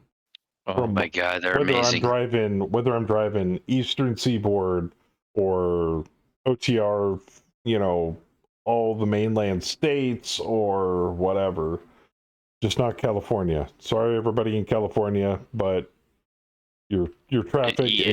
and the people that are on the road, terrible, absolutely terrible. I cannot stand driving in California. I was OTR for 6 months, and the one place I remember is in Memphis, right off the highway. It's on a little frontage road. It looks like a shack on the side of the road, but it has the most amazing barbecue. And you pull in there and park, and all you do is you relax and enjoy the barbecue while rush hour traffic just goes on by. And once rush hour traffic is done, hey, look at that, you're done with lunch, time to go. And the other place, and this is horror stories from other truckers, New York. every single video Yes. or Yes, podcast yes, of yes. anybody that does OTR that like, by the way, your drop offs in New York be like, oh motherfucker. Yeah, if you You know, have I- a drop off there, you ask for a drop location, like as in a terminal to drop the trailer off at, because heaven forbid you happen to find a flat tire and it's going to be 3 days to find this. I think the rim's damaged. You know, you got to get another truck in here to deliver it this last 30 miles. Sorry. No, it's not so much that, it's the traffic and the waiting. It's the standstill going Wait, into this certain truck places. has an AC2? I think you're missing Yep. what I'm throwing down there. The poor road he's saying conditions? you. He's I'm that saying Scott, New York. you get into trouble 30 miles outside of New York City and tell the company that it's going to take 3 days to get it fixed, so they send somebody else to take it into New York. That's cool. Crack up the laptop, load up Megamech, and grab some snack food and call it a day. Of course, then again, I'm not getting paid either, which would suck major balls. Unless the 2-hour wait thing applies to having to wait for a tire or fix a flat. But you never know. You never know. Used to know some real Jamaicans, but it's impossible to get jerk food in Australia. City of 5 mil, no Caribbean food to be found. I'd grown used to non-white people Nice. level of spice in the jerk chicken. that is a real thing right there. It really yeah, is. but Ook isn't Jamaican food? Well, based on what my sister up in Canada has told me, Mobby, that Jamaican food or Jamaicans in general are very prevalent up in Canada or in certain parts of Canada. See? Depends on the season. Between September and March, they pretty much stay put, frozen solid.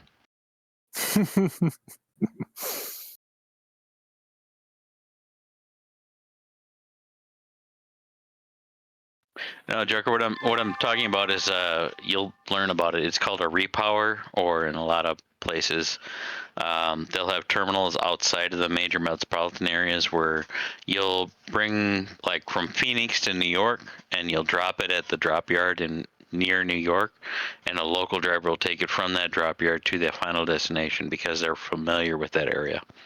Oh, okay. However, if you happen to run into mechanical problems, because they, like, you suggest strongly that they repower this, but they're like, no, you need to take it to final. I'll be like, okay. And 5 miles down the road from the drop yard, you happen to bend a rim, and it's going to take a couple of days to get a rim in. They'll have to repower it. I missed every single shot. Needs 9, roll 7, needs 9, roll 7, needs 8, rolls 2, needs 8, rolls 4. Princess is not loving you. I got him down to 6 men. My machine guns missed, though. And Freaking as far as RNGesus the hates me. 2-hour thing, the detention, that only applies at the shipper and the final, as long as you're on time. Yeah. If you're not on time, you don't earn shit. Yeah. In fact, you go to Oh, I the know. end of the line. Oh, I know. I'm very good when it comes to being on time for things. So, like I said, I did assisted living appointment transport for quite a few years. So, but that was short distances. So, yeah. Rast missed everything.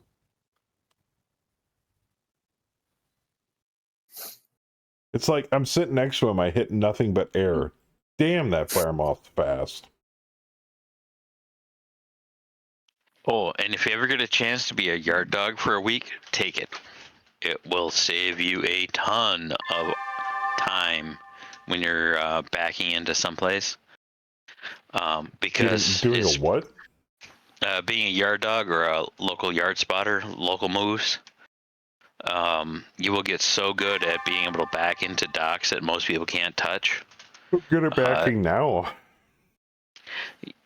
Well, you always get better. I guess. Well, that's good though. I can do the 90 practically with my eyes closed. Like the backing test is most not going to be people- a problem. Yeah, most people can't do that. That's the big hang up for them. Can you drive a stick? I will after I'm done with class, because they're going to Okay. train us on a 10 speed so we don't get an automatic restriction. Ooh, yeah, that's a huge thing. Yeah, 10 speed stick. Yeah, PTI super easy. That portion of the CDL test. Backing going to be easy. It's the road test that I'm the most worried about. The third part. The biggest thing there, I hate to say this on stream, but around here the biggest part is, can you read English? Can you back adequately enough? And do you not go into oncoming traffic? Yes, yes, and yes.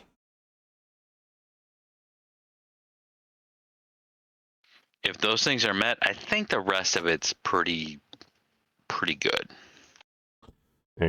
But if I do OTR, I'm going to have to shadow for like a few weeks, which I'm going to absolutely hate, but it is what it is. Most of them, it is 2 to 3 months.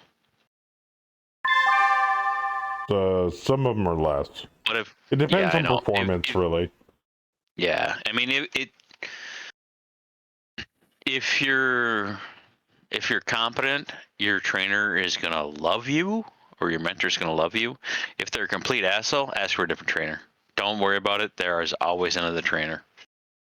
They're going to be like, don't worry about PTI. No. When you say PTI, what's that? What do you mean? Pre-trip inspection. It is required. Oh yeah, no, that you Always PTI. Always PTI. Even if you're stopping for fuel, yeah. always PTI. If you follow the DVIR checklist, driver vehicle inspection report checklist, you're looking at 45 minutes. Bare minimum, yeah. check the oil, check the tires. If it's the first thing in the morning or the last thing at night and it's daylight out, wouldn't hurt to check the brakes just to make sure they're not metal on metal. Check for brakes, check for yeah. leaks, check the engine, check for oil, check the rims, check the linkage, check the kingpin, check the tandems, check the lights. Oh, I do everything. Yeah, that's what's supposed to be done. Because if anything, out of 1,000 drivers, 997 of them don't do all that. Oh, I know, but I'm gonna do it because I'm thorough. Yep. The thing is that if it's any indication, a picture that's, I forget who posted it, where the guy's trailer is sitting on the ground in the middle of the highway and his tandems and wheels are sitting a mile back, is any indication? Yeah. I've seen that. Always I've literally seen that. Always check your tandems. Yeah, make sure your pins are out. Yeah, because it might not be the first time you hit your brakes, but it'll definitely be the second or third time. and make sure that bar that goes across that bar that is supposed to be across the very last set of holes, if it's not there, you don't have tandems. They're just going to be gone. But if it is there, it could get ripped out if it's a fast enough stop and a heavy enough load. I mean, if you got to readjust your tandems and you know you've had to readjust your tandems, like especially if you've been to a weight station, make sure the pins are out. Make sure the pins are out. And as a guy who works at a DC or distribution center, I work for Coca-Cola, so we get a lot of trucks. We probably get, I don't know, anywhere from 50 to 100 trucks a day in.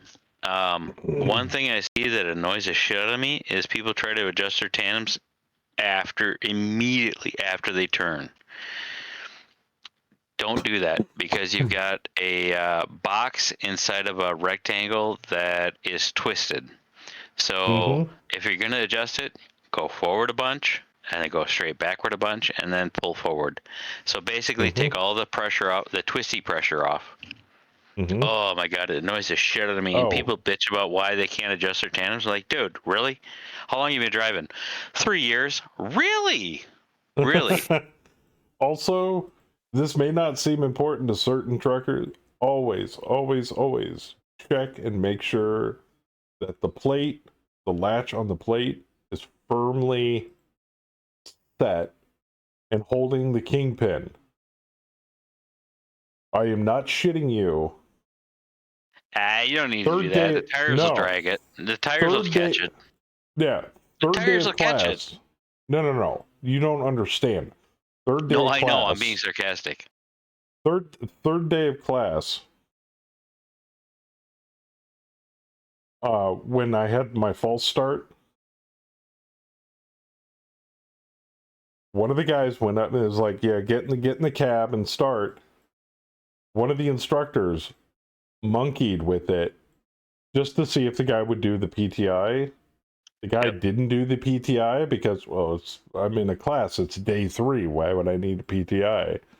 He didn't Well, the guy check just it. drove the He truck. It's no big deal. The kingpin about slid off the plate. Oh, 'Cause that's he a good jerked, catch. He jerked the clutch. Yeah. The rest of us sitting off to the side are like, what?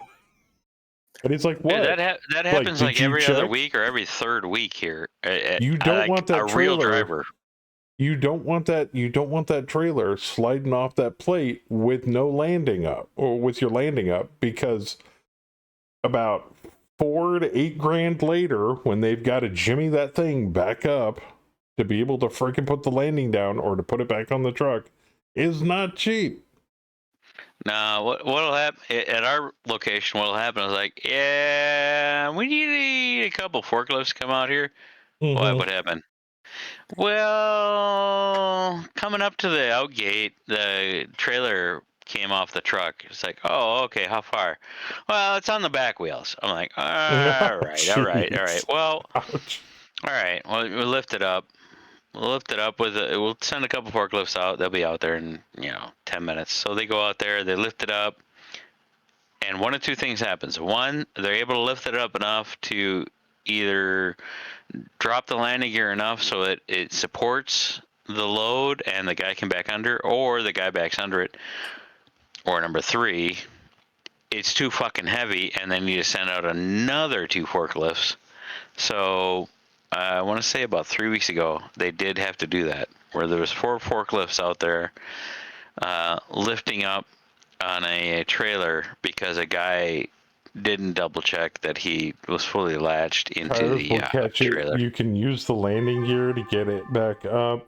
Yes, you more can. than on drivers do this. No, can. you're fine. Yeah. I've done that. I've done that. What happens is if the trailer slides off the 5th wheel plate, it will drop on, as long as you're not moving fast enough, it will drop onto the tires and stop the last set of drives. And as long as that happens and you catch it and you're not completely oblivious, you stop. And the landing gear is a low and high speed. You can put it in high until you touch down, and then you put it in low and do as good as you can. And then what you do, go back up in the cab, dump the airbags or lower the suspension, whatever it's called in your truck. You can try to back under the trailer and hopefully get it. If not, 2 small pieces of 2x4, one on each side of the frame, so you have a little spacer between the frame and the trailer.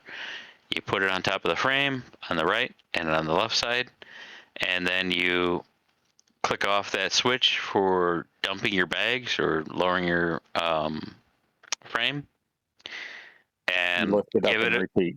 exactly. You're basically using the truck suspension to lift the trailer, and then you drop the landing gear again, and you back under the trailer.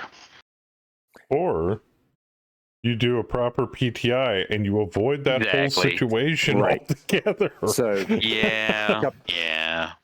we've How had many a bunch people of, How many people actually grab a flashlight and shine it up at the pin? Not many. I'm holding up my hand. I'm holding up my hand. we've got goosenecks out here. We don't have 5th wheels, but Mhm. my brother forgot to drop the locking pin on the trailer. Well, that'll do it. Well, Mhm. gooseneck's way more forgivable, but yeah. Well, he buried the goose into the bed of the truck. Ooh. That sounds expensive. It probably was. It punched a hole right in the bed.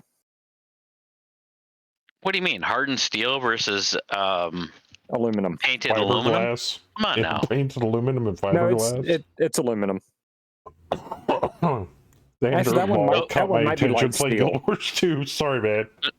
So now, big question for Joker and the rest of the crew out here: Have you guys, or have Joker, have you been out on the road and realized how oblivious four wheelers or cars and trucks, normal cars and trucks, are to big rigs and how much stopping distance they need?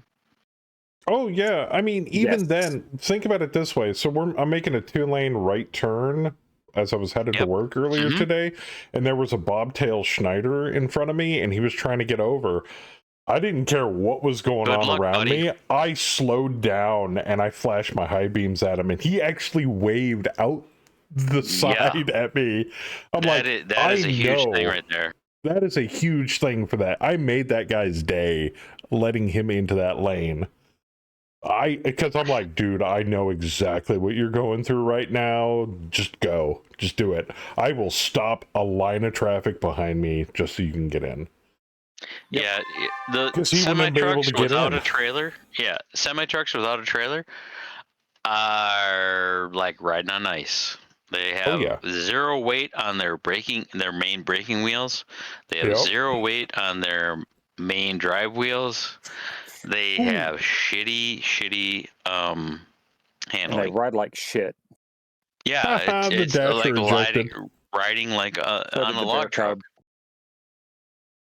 Oh, yeah. Yeah, so I was like, I know what that man's dealing with. I'm just going to stop traffic in front of me and let him in. No, but the thing of it is, 3 months ago, did you even think about that? Oh, hell no. Well, no, I take that Yeah. back.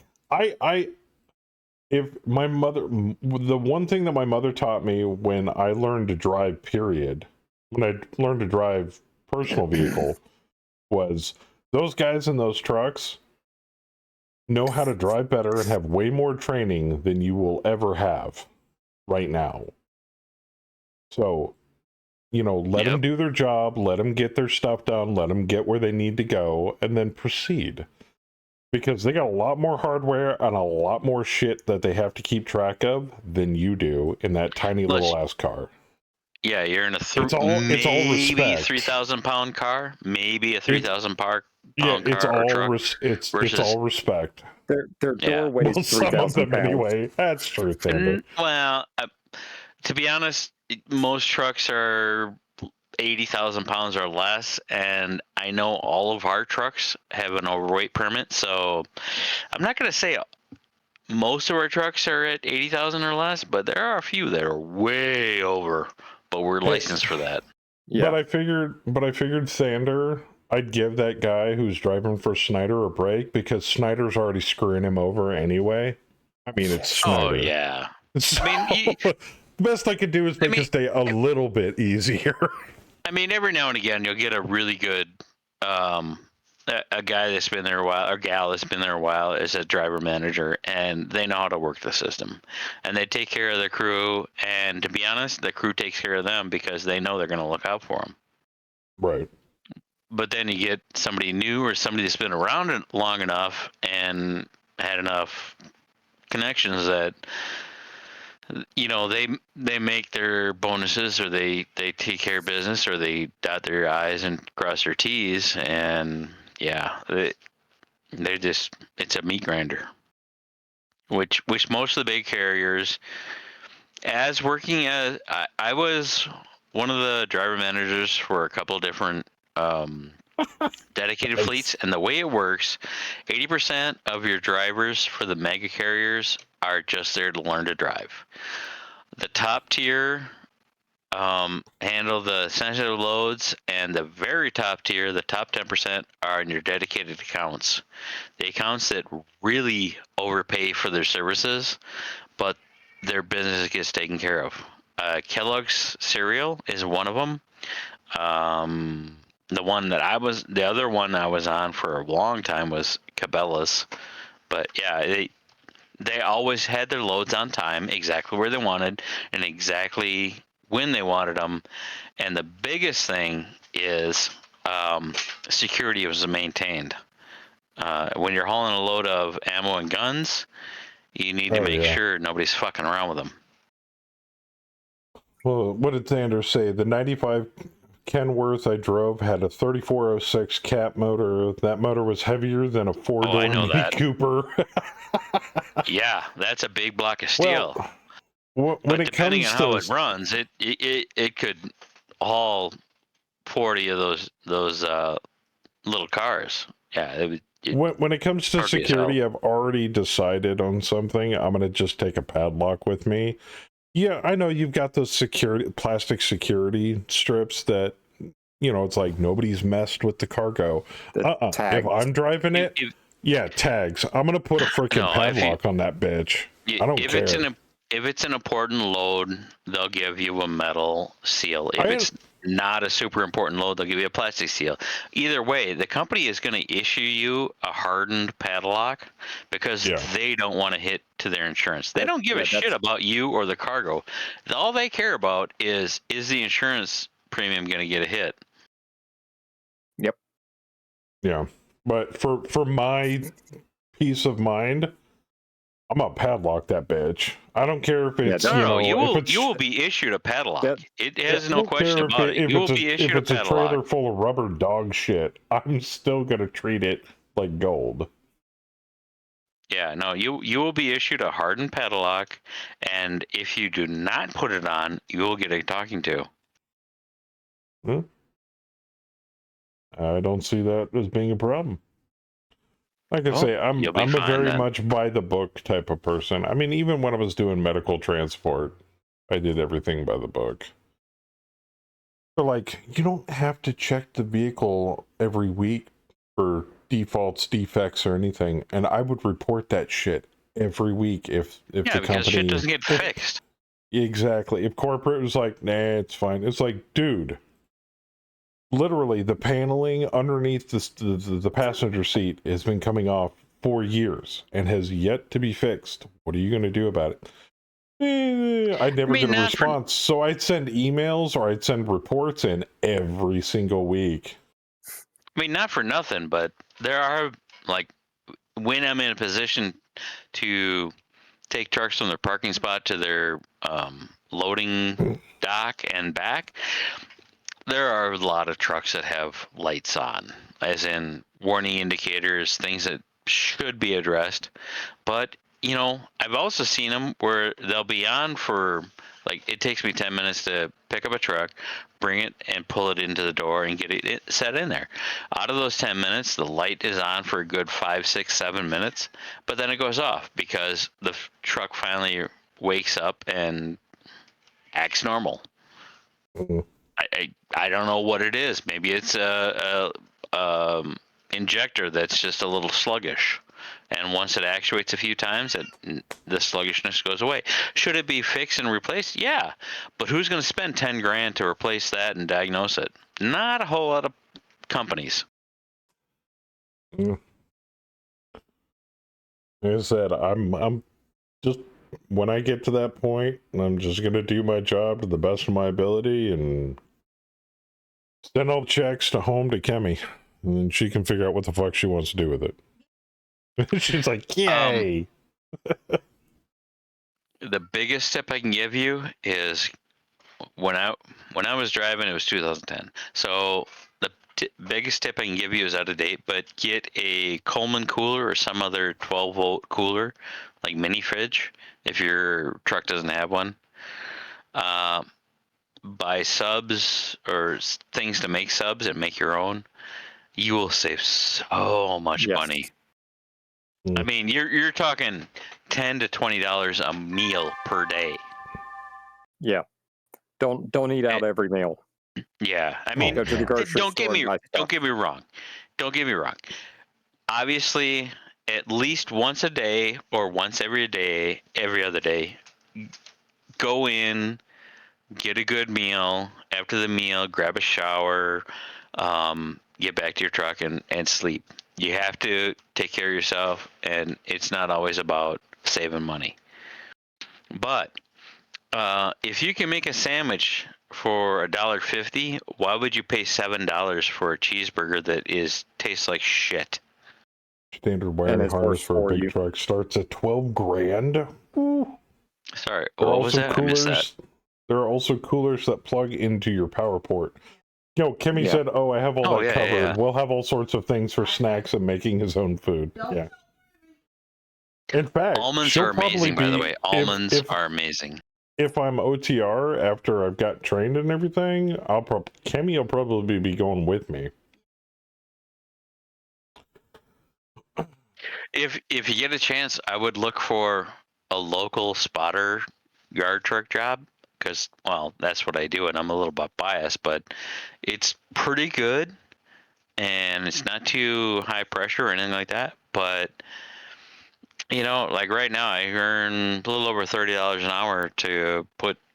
Basically a semi-truck valet.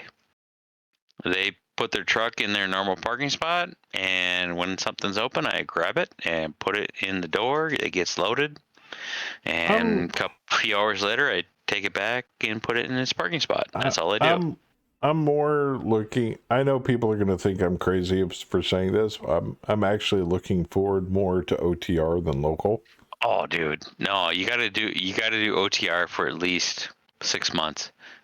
I went 6 into months. the 6. I'm Yeah. looking forward to doing OTR for about a couple, 2 or 3 years. Yeah, when you see the same stretch of road, Yeah, 20 times in 6 months, uh-huh.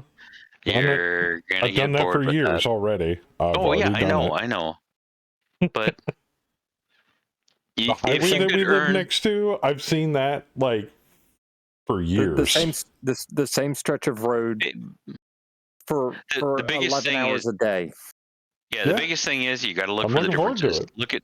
Look for the differences and look for what's changed, or how is Farmer Jim catching on these days? Look, he's almost up for harvesting his corn. Blah, blah, blah. I understand OTR does scare a few people, or it drags on or something like that. I like the solitude. I like the open road. I like that stuff. I know I'm weird in that way, but I'm looking forward to it. So what you're saying is you'll be driving and Ken will be in the sleeper, ball gagged and tied up. Not necessarily. That was a shitty joke. Sorry. I was expecting some shouting words from Cam in chat. No, but she's under the impression of like, we'll be able to go here and do this. I'm like, if I'm Bobtail, to be honest I'm with not going you anywhere. can do that. To be honest with you, yes. I had drivers when I was a driver manager. I had drivers that would be their thing. Yeah, but if I'm on a 32-hour reset, I'll run. No. It would be like, I will run my ass off for 6 out of the 7 days. But when I need to do my regen or when I need to reset my hours, I better have a good place to sit down. Otherwise, you're going to be hearing me for the next 5 days. No. If you're on reset, that truck doesn't move. I know, but what I'm saying is there's a difference between resetting in Glacier National Park and the Loves in North that's Las different. Vegas. Yeah. So that's what they were getting at is, yeah, okay, cool. I'll run my ass off and make a lot of money for you, but I expect to also make money. But the biggest thing is you're paying for me to tour the U.S. and you better get me to someplace cool to chill. Well, I told her, I was like, if we're in a major metropolitan area and I'm on a 32-hour reset, you best be calling an Uber because this tractor ain't moving. I've done that. Yeah, I've done that. It's awesome. Some people have told me 34. I've heard 32. Some people even 34. have told me. Some people have told me 20. Told me 24. So it Those depends. people aren't crack. No, it's 34. It really depends on if you're local or distant, but it is 34-hour. As far as when I say local or over the road, there are different rules, but it's always a 34-hour reset. unless things have changed in the last Oh, 34. 3 years. Jim. Yeah. 34. Oh shit! Sorry. Well, it also depends on if you're 70 or if you're doing an 80. There's two different types of resets that you can do. Hey, Saber. Well, the you resets guys are always kill 34. anything yet? Yes. yeah. We've killed plenty. We're Saber, killing we killed your boner. infantry. Killed your boner. How Have are they the gotten married yet? bride coming along? Have they been married yet? Are they married? Has the marriage been done? Have they been hitched? Have you started drinking heavily? That's what Kemi asked.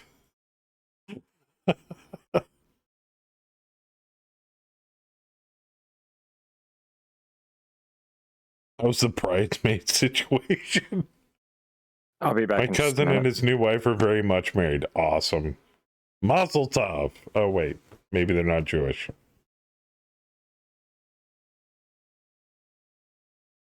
Are you watching on the phone? Hold me up to the newlywed couple. Mazel tov. Oh, wait. Now I gotta do this right.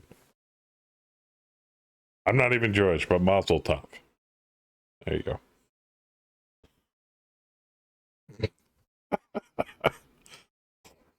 It was more of a stoner wedding than drinker wedding. So I had a lot of fun meeting his friends. Oh, you're home. Okay, cool.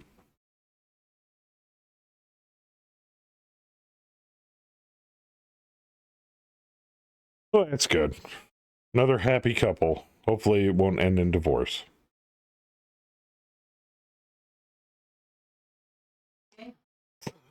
What do you mean that's nice, honey? They just got married. What? The majority of weddings in the United States, percentage-wise, ends in divorce. No, I'm not gonna talk about it. I'm just simply stating a scientific fact. Oh, fine. I'll shut up. It's not Gonna be- science, it's statistics. It's gonna be one more Different. divorce. You keep telling me to shut up. I punted a man's. Oh, jeez. Damn.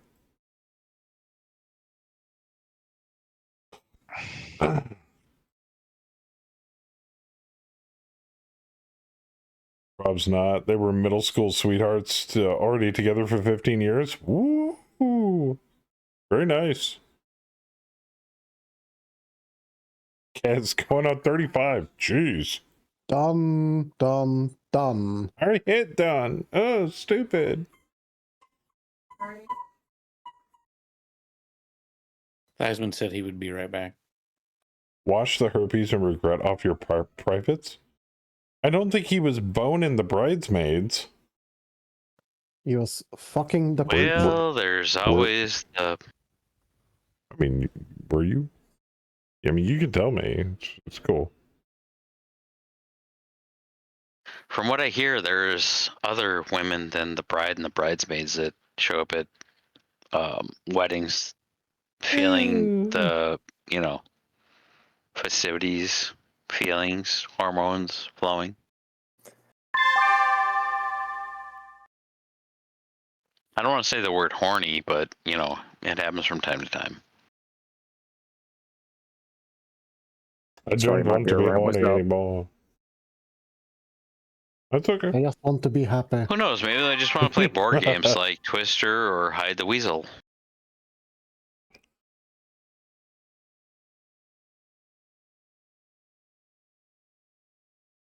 Now I gotta play that.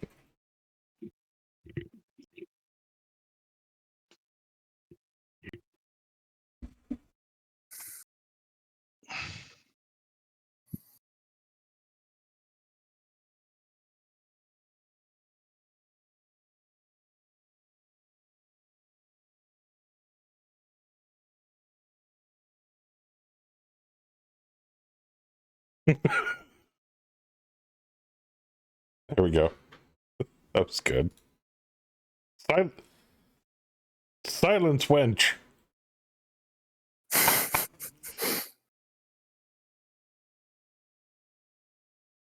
Fuck You guys are doing good.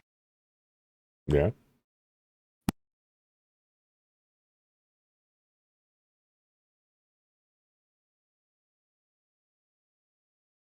I avoided the bridesmaids. Thank you. Thank you. But honestly, none of the girls, they were getting out on the dance floor, so they weren't fun enough for me. They couldn't handle this. That's true. He's not lying, ladies, that don't watch this stream. Please, Because Kim, don't we're- take offense to this, but marriage is Oh, not she- worth it anymore.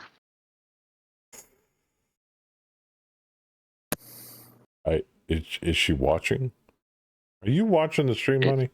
I'm hearing screams every now and again from the background, so I'm assuming Oh, she's okay. watching it or. Birdie, what in the entire hell are you doing? She's playing the Kit game. Goober. Go, girl, go. She's like, no, everybody's staring at me now. Oh, stupid. Dingus. So she rolls onto her back and then she wiggles back and forth and kicks her feet all up in the air. I never. We didn't plan on getting married. That is true. It just kind of happened when I proposed. I was totally by accident. I had a ring on me. I fell on one knee, almost got ran over by the waiter, and the ring just kind of. It just fell out in your hand. And I was like, And you something sneezed, about and then- marriage. And then she then- said yes because No. the waiter And then- was trying to get her order, and she said yes, I would like the beef tips, and it just kind of went from there. So we And actually you heard got it as, married. yes, I want your meat. Something like that. Yeah. Oh, that's cool. That's cool. Yeah, that's true. She did ask me after I proposed. She said, "Are you sure? Are you sure about that? Are you sure you want to get married?" And then I stupidly said yes again. So she gave me an out, and I didn't take it. So here we are. Press D to doubt.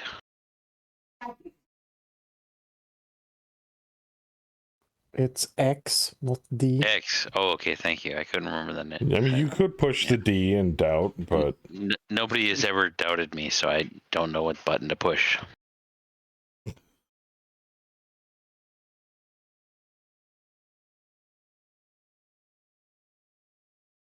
Nice, Kim. At least he knows where to get the fuck out and go to work.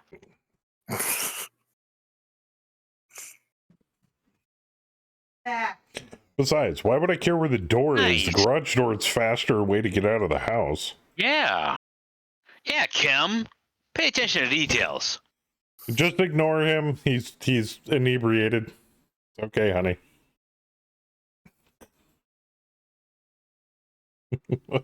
You know, to be honest, along with that mouse, I almost sent some gummy cat assholes. Why would you send me cat assholes? To see you eat them on stream. I eat a lot of things on stream. Things Yeah, I you wish I do. hadn't. Yeah, you do. When's the next Bean Boozled? Oh, I don't know. Next year? Okay. That's coming up in just a couple months, man. It's September. You got October, November, December. In fact, what do you guys want to do for Christmas? It's coming up. Thanksgiving's always a family thing, and you chow down and whatnot. We've but- literally postponed everything until after I get out of training. Well, yeah. So we're kind of staying on the straight and narrow. I even told Saber when he postponed our launch date for Campaign 3, which is still a secret and should not be named at this time. And I was like, that's getting awfully close to me starting school, man. Okay, but after I start school, shit's going on automatic. Like, Oh, by the way, Joker, I do you can't fix like shit. coffee or do you like Monster or some other like 5-hour energy? Coffee. Oh god, Okay, no, you're not gonna 5 drink hour. a shit ton of that during your training.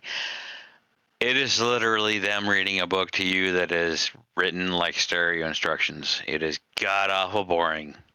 Every now and again, they break it up with videos of trucking fails off of YouTube, and then in the afternoon you'll do a little practical behind the wheel, and then you'll bring it back to the school setting and just say, "Hey, yeah, everything was good. What did we learn today?" I Yeah, already cool. know how the Checkbox. classes are.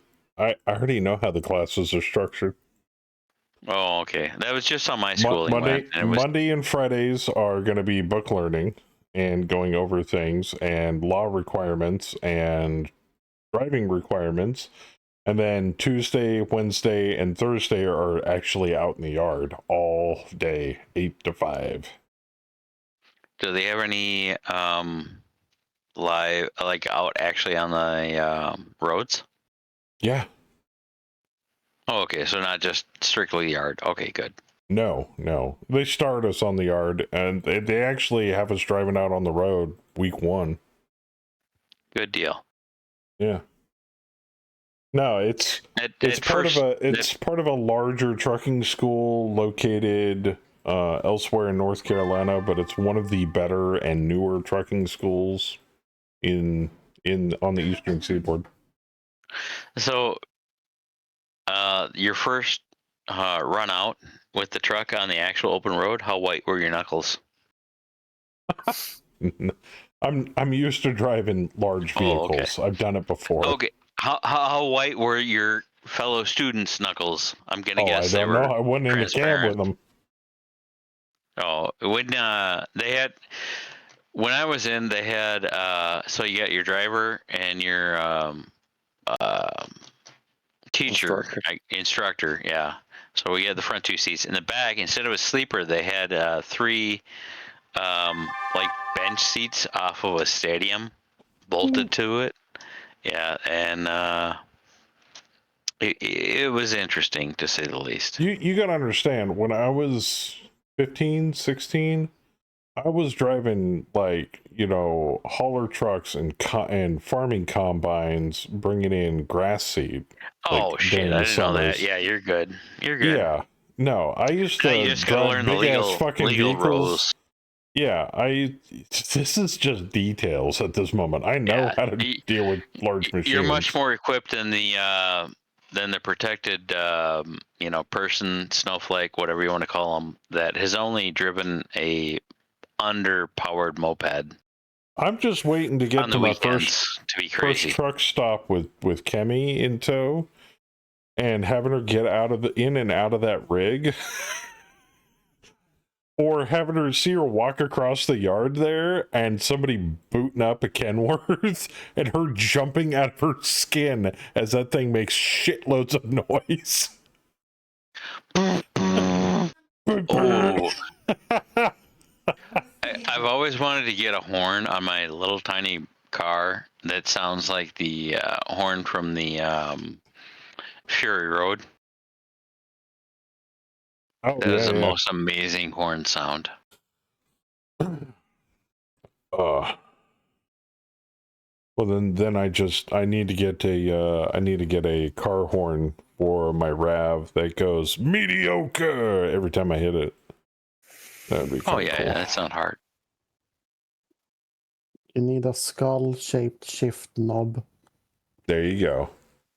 Or some of I've seen some trucker videos. I don't know where these guys. Sander, you could probably fill me in on this. Why do some of these guys have these tractors, right? And their gear shift knob is practically almost as tall or taller than they are. And they're like literally hanging onto it like a freaking monkey handlebar or like a Harley rider where they're shifting and driving like this. I don't get that. Why would you need a knob that fucking huge? Already know the answer.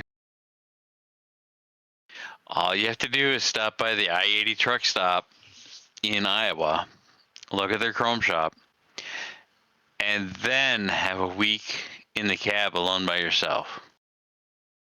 Because you will not believe the shit drivers come up with when they're alone in the cab with no one to talk to or no one to interact with.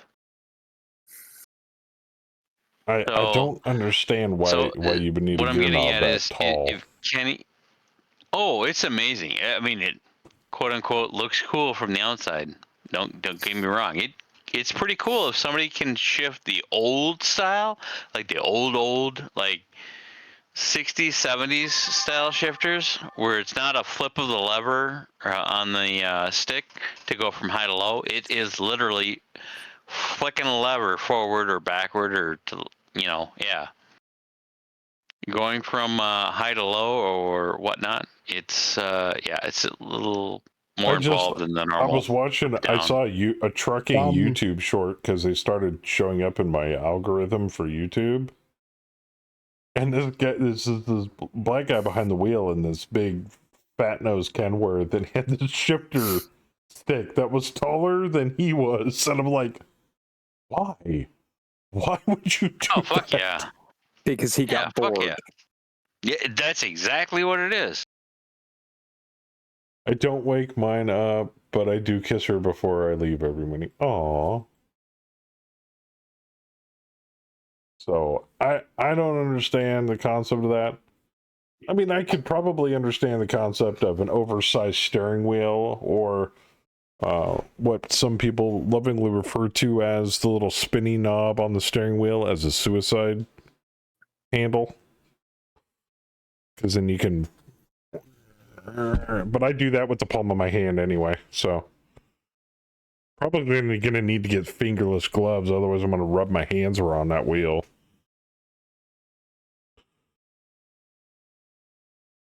But it was just the gear shifter that I saw in that video, and I'm like, why? Don't understand the concept of kissing your wife before you leave in the morning. No. I don't. I do that too sometimes, but no, I'm talking about the gear shifter knob in. Bam! It comes down to. Never mind. It comes down to literally, there are stupid people on the road, and they will do very, very unexpected things. And anytime you can come home and give them a hug or kiss them is surprising because all the stupid shit that happens out on the road. There you go.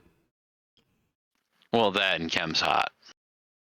This is actually I'm starting to agree with Saber. This has become more of a podcast and less about Megamech tonight.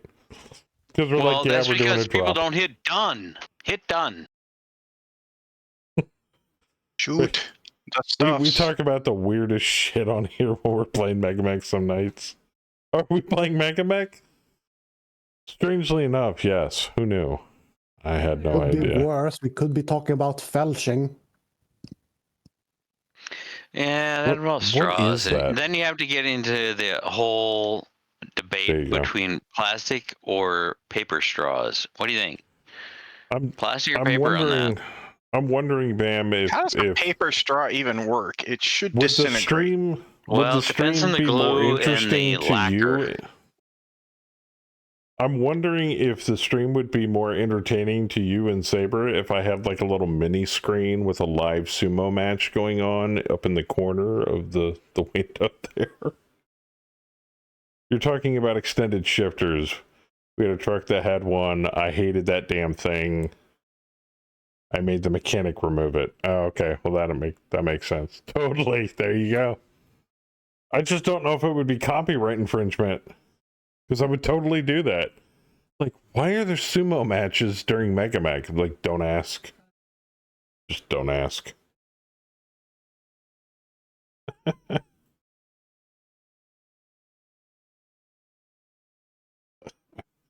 Anyway. Surgery, whatnot. It will eat pretty much anything. Yeah. I haven't seen it, but I would be willing to bet Coca-Cola is strong enough to dissolve bodies. Is the Arctic Wolf dead? Sorry, what? I have not seen it go boom. I haven't seen it yet, it's way in the back still. It's way in the back still. Okay. Yeah, I found it.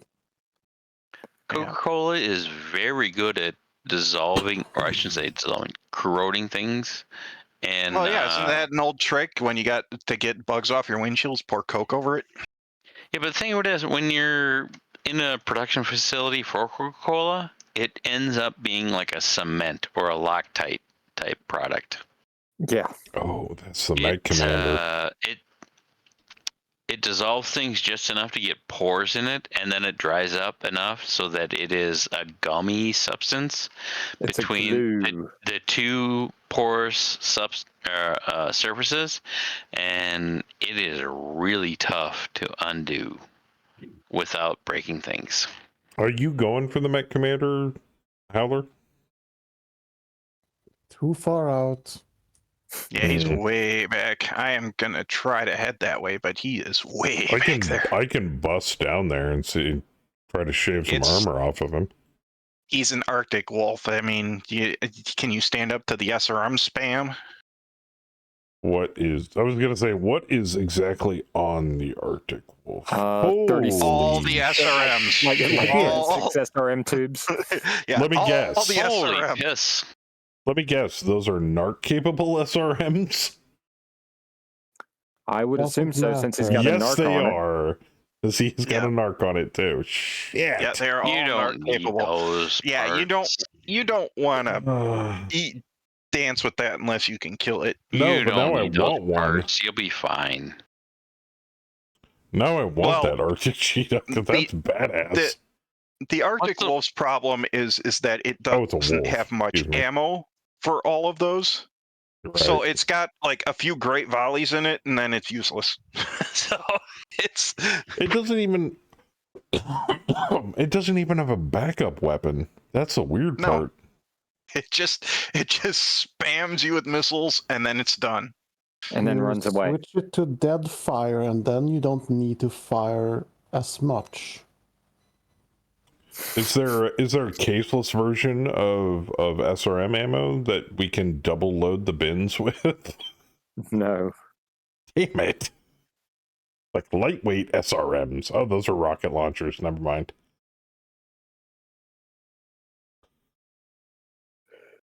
That's a pretty cool Arctic Wolf, not gonna lie. I don't know who came up with that variant, but it is cool. I think that's It's like more the for base. like guerrilla warfare type of mech. Isn't that like the base variant for the mech? I think so. Oh, it's a prime?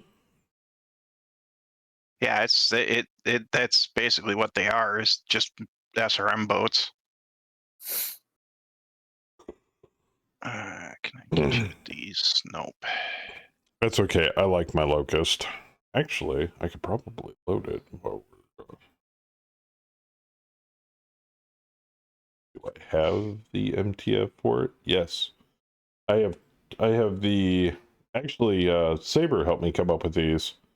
The Owens JK4 and the Owens JK10. I don't know if I load them if it's gonna fuck up the drop though, so I'll wait. But they're all laser build. If you load them up in Megamech Lab, you should be okay. Okay. But they're complete. They're total laser build Owens. There's no ammo on either of them. I'm more partial to the 4, I think, than I am the 10. What does it have? What does it have on it? I don't remember right off the top of my head, but let me load it up and I will let you know.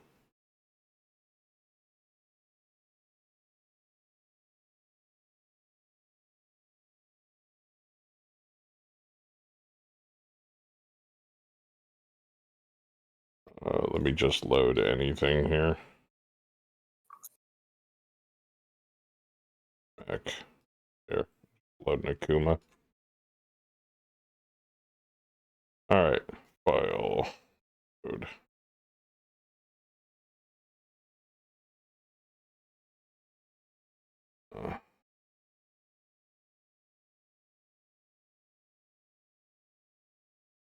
Where's my damn downloads folder? There you are.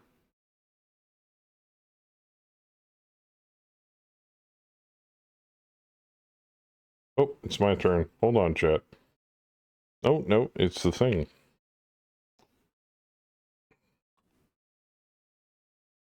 Carbine. Boom! Engine explosion. Very nice. Ori, there goes the huntsman doing work. Eisenfaust at BAM. Land heavy jump infantry. Ugh. Those guys are no joke. Bushy at the demo. Stormcrow. We're basically just murdering infantry at this point. Except for the I committed a Eisenfaust, war which, crime. except for the Eisenfaust BAM shot at, Gauss Rifle ripped the left leg right off of it. Very cool. Kina mesh. You did. And I shot the forestry mech in the face. All right. I'll do a preview. That's my Owens. It's got 1, 2, 3, 4 small lasers, ER smalls, 3 ER mediums. It's got Beagle Active Probe, a C3 Slave, and TSM. And it goes 8, 12, 6. And that's without the TSM buff. It's also got 11 double heat sinks, most of them which are in the engine. I still like my Bushwhacker better. Oh, no, totally. And then the other one I How have... do you generate the heat to activate the TSM? Turn off heat sinks. Now, Two things. And then the JK10...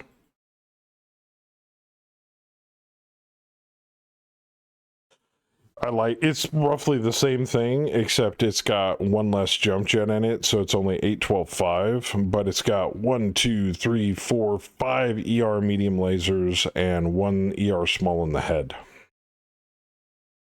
How many heat sinks? Same, 11. 11 double heat sinks. so it'd run hot if it fired all the mediums. Yep. But like I said, I can turn off heat sinks. My Bushwhacker's a 1-turn activation, full heat, full sync, 1-turn activation. Oh, very nice. But it's also 699. But I'm close to... So 18 heat from jumping. I'm close to having it. I might retcon some of the lasers on it. I'm severely considering putting a large laser in it, like an ER large, just to give it a little long range punch power. But technically, with the TSM and the fact that it's a scout mech, it's kind of I built the JK4 is more built as a knife fighter, which is why it has such high mobility.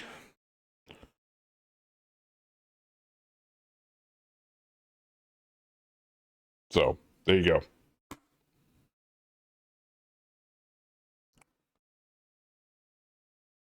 Wait, how is the shutdown forestry mech punching? I don't know. Bug! But Or he's about to is get it? kicked. That's why I only fired a medium at it. I figured that was your plan, was just to melee it. So I was like, I'll just soften it up. On a -2. But yeah, that is weird. Yeah, I'm gonna buzz south for that cheetah. Or that wolf, that Arctic wolf. Well. Jen destroys the coolant truck. Bushwhacker kicks the left leg off the forestry mech. Bam. Literally donkey kicks the Eisenfaust and the CT. Which, by the way, I have a miniature for that thing. It's a pretty cool looking mech. Shadowcat at the Battle Axe. Battle Axe falls over, rips its right leg off. Too Very bad cool. I can't stay there to take advantage of that. Hey, it's salvage now. Yeah. Let's by some the back. miracle he can stand up on one leg. Exactly. Hmm. Gesundheit. Gesundheit. Thank you.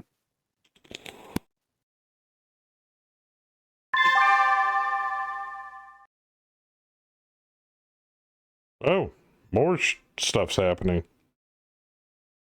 And there goes the dig lord. As the pilot bit it.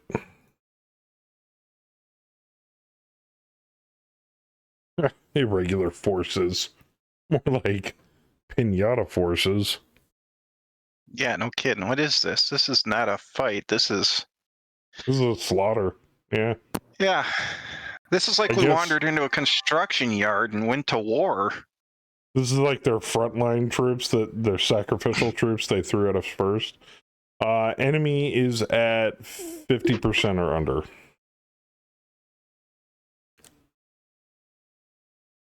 And the only thing on the field that we have to take out the commander?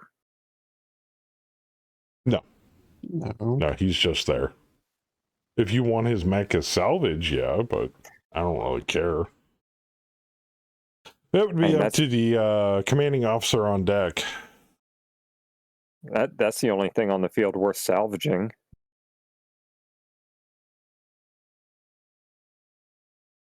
And for those Yeah, that all are the wondering, get that down would there be and kill Dan. him. Yeah. Just junk. Well, I figured if we killed the mech commander, we don't have to deal with him on any other drops because, well, he will be dead. And if he ejects, he will freeze to death. Because the temperature, unbeknownst to what it looks like on the map, is currently -8. Well, I don't know if that's freeze to death because none of the infantry is dying. It's not comfortable, especially if you're in a nothing but a bikini and a freaking, cooling vest and a neuro helmet. So I wouldn't say that's exactly comfortable conditions. Of course, neither is being shot at either, I guess. I wouldn't know. Is the cold temperatures actually giving us a bonus on cooling, or is it not? Depends on how low it is. Yeah, I haven't noticed it. I don't think it is low enough. Okay, It's not -8. room temperature. It would show in during the heat round. -8, I believe for Megamech that's in Celsius. Yep. And if it's in Celsius, -8's really not that bad, is it? That'd be like 10 below. Oh, actually, no, Water that'd be like freezes. 3 above, like 15 above. I mean, it's still pretty cold, but not cold enough to freeze you to death. Dude, I have a Not right cousin away. who would wear like t-shirt and shorts in that for like a couple hours. There you go. Not hours. Not No, without literally jumping. hours. He's not a thin boy. No, there you go. The blubber keeps him warm. Yeah, pretty much. Hell, I've hit -12 here a year ago Plus his, or so ago. yeah. Well, there you go. He's got a high metabolism at that But, point. but Kaz, was that in Fahrenheit or Celsius?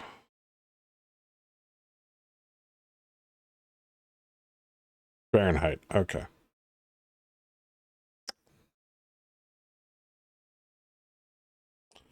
Yeah, I've had Mobby, who's up in Canada. They've had temperatures as low as -40. Yeah, 40 below is 40 below, whether it's C or F. I've been in colder than that. It's not that bad, as long as you're dressed for it.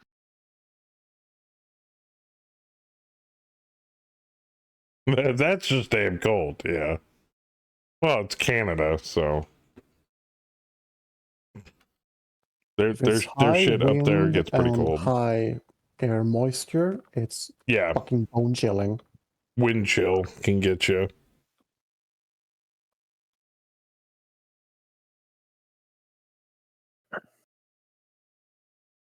It's not the heat that gets you, it's the humidity.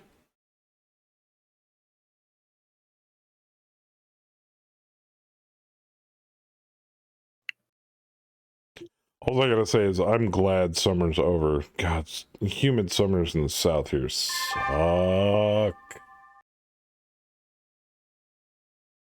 It's like, oh, it's only 85. Yeah, 85 with a high humidity sucks major balls.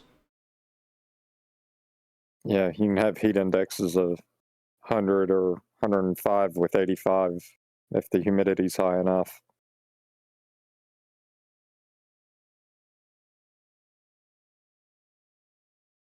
Meow. Had to find an open lane around the forest here to head south faster. Didn't want to be going, 250 kph through a freaking tree line of heavy woods. It'll be fine until you find the first branch. It's a Shadow Cat, not an Assault Mech. I know it's armored, but tree branches hurt. Going to my dad's, it's 112 in the summer, but it's a dry heat. I call bullshit on that. It's miserable. Oh, dude, I remember 100 plus summers back home in Oregon and that were dry heat, and oh my, those are still bad. Oh yeah. Being in the valley, 100 plus dry heat, it's still miserable as shit. Hang on. Oregon and dry? Yeah, strangely Oh, enough, the 3 yeah. months out of the year they get sunshine. We get sunshine over there, and it doesn't rain at all for like weeks or months at a time. Well, and we've been in a drought for Yep. I don't know, 10 years now, 15 years. Besides, all the moisture dumped on California recently, so. And then even 20 years ago, summertime humidity's like 55%. So it never gets very high. I would love 55% humidity. Or when people want to, when you're up in that neck of the woods and you want to go to cooler climates, you go to the coast because it's literally constantly anywhere between 68 and 72 degrees all the time, year round on the Oregon coast. I don't know why. I don't know how. It's just what it does. Even though they do get snow. But Yeah, my wife and I went to the beach. It was probably 4 or 5 years ago in first week of December, and it was one of those freezy years, and there was like ice on the beach. yeah. Oh, which reminds me, speaking of home, one of the guy I works with, he usually works days. So tonight was the first night I got to work with him. Found out he's originally from the West Coast. He used to live in Scappoose forever. And I'm like, no shit. My uncle lives in Scappoose. Well, last time I found out where he was currently located, he was in Scappoose. He could be anywhere in the damn world. I never know where my uncle is.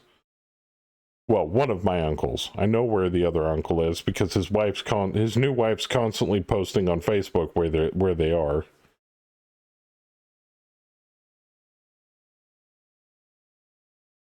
Demo mech, forestry mech. Ah, there goes the Eisenfaust. And the J-27 ordnance transport. There you go. Yeah, my uncle from my mom's side, he's like a lone wolf, a wanderer. So. Huh? Yeah, he's the one with the yacht. Last time I've known, he was docked over in Scappoose. The uncle from my dad's side, my dad's brother, lives out in Nevada, living the high life. His retirement checks are really nice because Last thing he did before he officially retired, he was fixing ejection seats in Kuwaiti fighter jets for years and years and years. He used to be in the Navy for a very long time before he got contracted to do that.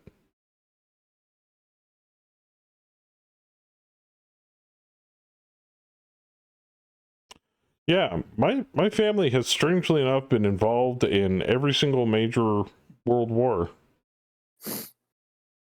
Which is odd because my dad was never in the military. My brother was never in the military. I was never in the military. But apparently my mom's dad's dad, so my granddad, I guess, was a major World War II hero. He was a fighter pilot. He was like highly decorated and everything. This is shit I found out after my mom passed away. So it's like, the fuck? Because I got a bunch of stuff that my stepdad sent after she passed. I'm like, the hell is this? It was like newspaper clippings, shit I'd never seen in my entire life. I'm like, the hell? Huh? No, that was Grandpa on Mom's side. He played tight end for the Green Bay Packers.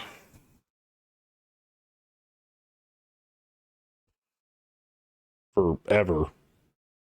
But that was like back in like the 50s and 60s or some shit. Yeah.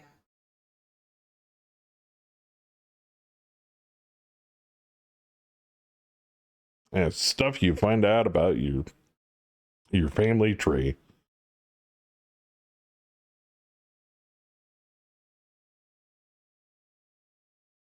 Or the stories my grandma on my dad's side would have about how our ancestry, our family came over on the Oregon Trail, which is how we ended up in the state of Oregon. Well, come to find out, a little bit of digging years and years later, that they ended up starting in Independence, Missouri, traveling on the train to Oregon, to the Pacific Northwest. But my family originated here in North Carolina in a little town called Wilson.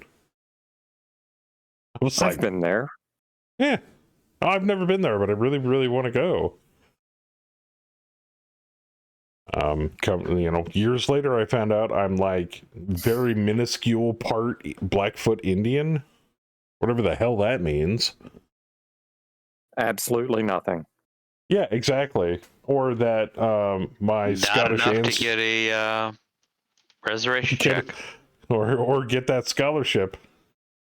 Or that my Scottish ancestors, which were a couple of brothers, one married into the Blackfoot Indian woman, I would assume, and another one married a Pennsylvania Dutch woman. Yeah, my Scottish ancestor had to leave Scotland on very short notice. Well, my ancestry, or the clan that my ancestry belonged to, were full of mercenaries. Well, mine I had to guess leave Battletech comes naturally to me. It's like, who paid me more money? Mine had to leave after a Culloden. Oh. They were on the wrong side. They sided with Brownie Prince Charlie. Ah. Gotcha. Wanna hear the weirdest ancestral thing I've heard Sure. from a person in real life? Hmm? They are like 50% Finnish, or they moved to Sweden when they were like 4, I think. Oh, wow. One of their ancestors was deported from Finland because they murdered a priest. Oh, shit. Yeah. Wow. Talk about curse on the family there. Ooh. Dang. And that was a big deal back in those days, I would assume. I have no idea, depending on how Christian that region was or not. Yeah, yeah. But still, it's like, did they get murdered or did they get prison sentence or executed? No, they got deported. It's like, out of this country with you, you fucking infidel. Well, or I was going to say whatever. back then they don't call it deportation. Back then they would have called it exile. Yeah, exile. he was Right. exiled. Sure thing. That's interesting. That's very, very interesting. I always like to hear about, like how far back can you trace your family? Was there anything like majorly famous or interesting that happened between then and now? Like only in recent time, I can say that when I was a tiny little babe, me, my brother, and my mother had lunch with Tom Selleck. I don't remember anything about it. This was like back in his heyday doing Magnum PI.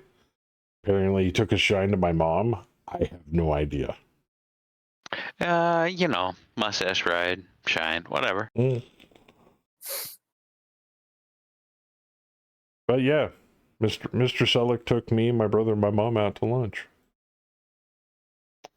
Who knew? Somebody had a mouthful of meat sandwich. Jesus Christ.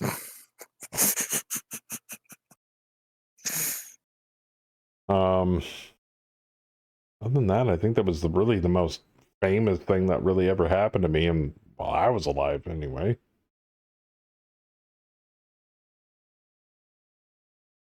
Oh, did you request something like 11 minutes ago? I totally spaced it. Yeah.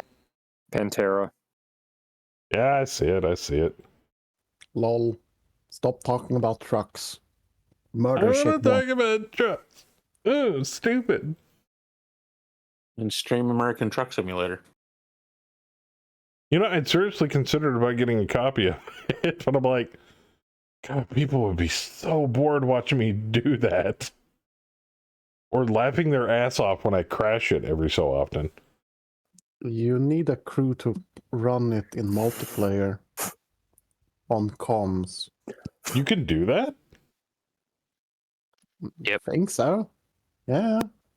Honey, need a copy of American Truck Simulator. Or your truck simulator, I think, does that at least. Let's see if we can contact the devs. Be like, hey, I'm going into truck driving school. This would be great.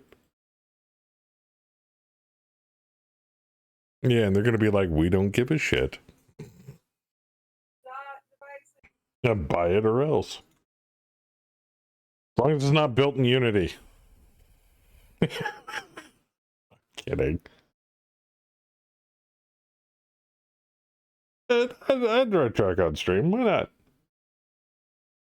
Kemi actually suggested we get a really good phone plan after I get started, like officially driving, and if it's legally okay, as long as I'm not paying attention to it or anything, I can talk to it.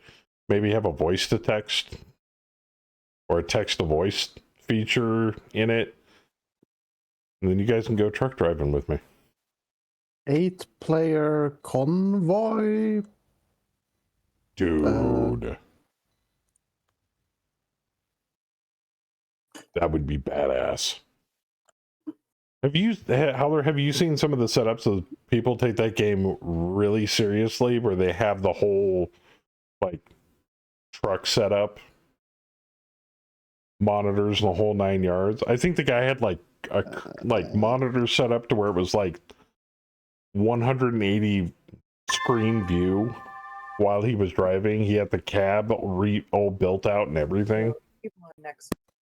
Not that I've seen serious, a video but like I've that. seen a streamer like they do it once a week, or was it every 2 weeks? They did a many hour long streams of playing co-op. Really? Huh.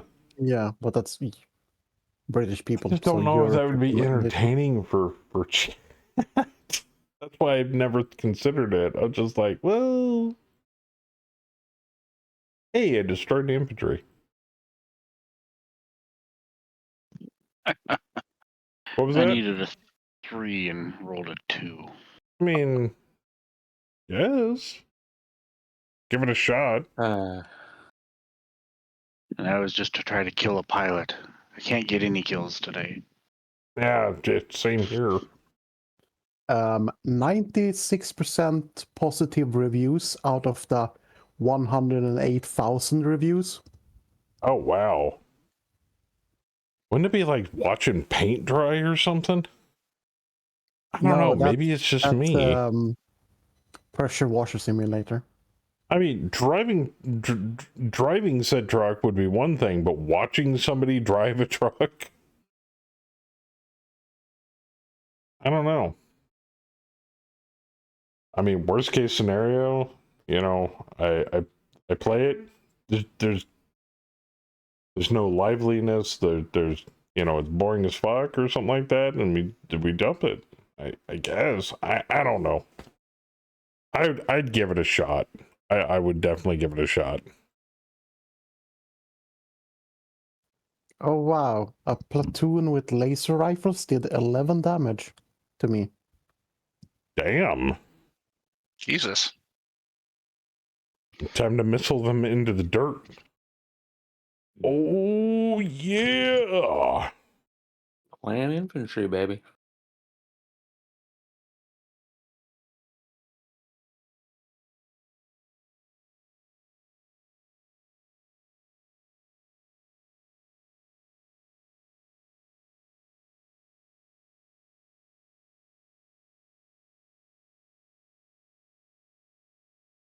Now this is truck driving music. Yeah, so the truck simulator, they don't get you on the initial, they get you on the expansions. Ah. It's $5 for the base.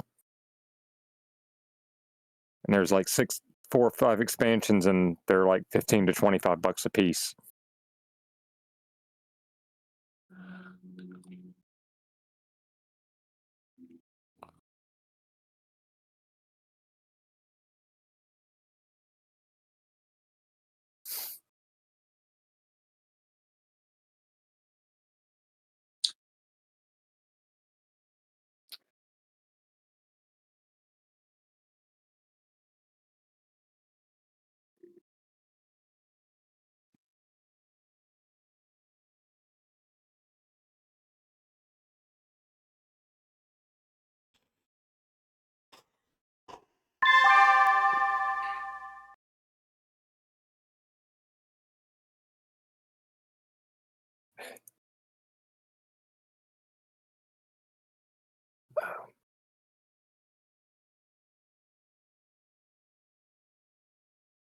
I planned poorly.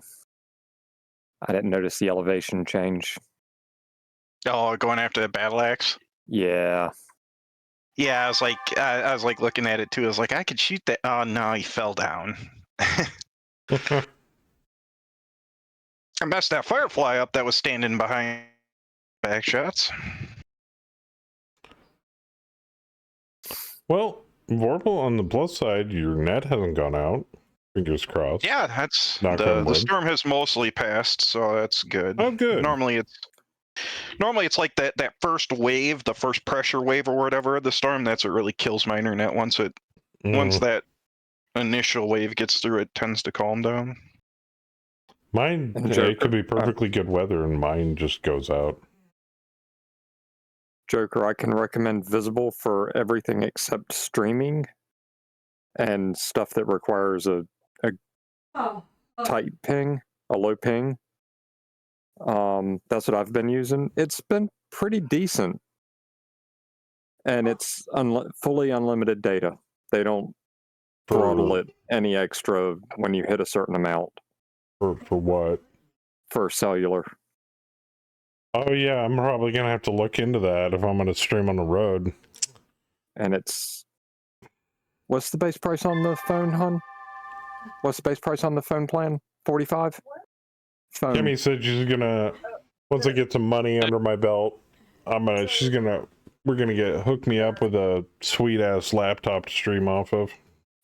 Well, if you got opportunity for like to go over to a Love's or a whatever the other truck stops are. What the fuck is the name? Anyway, As long as the upload's get good. Get rewards cards because you can get free internet and showers and whatnot.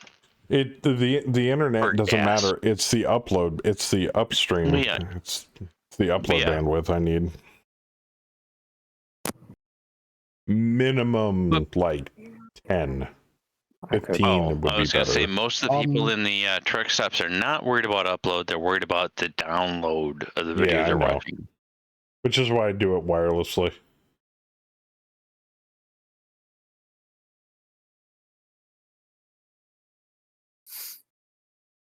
I'll look into it.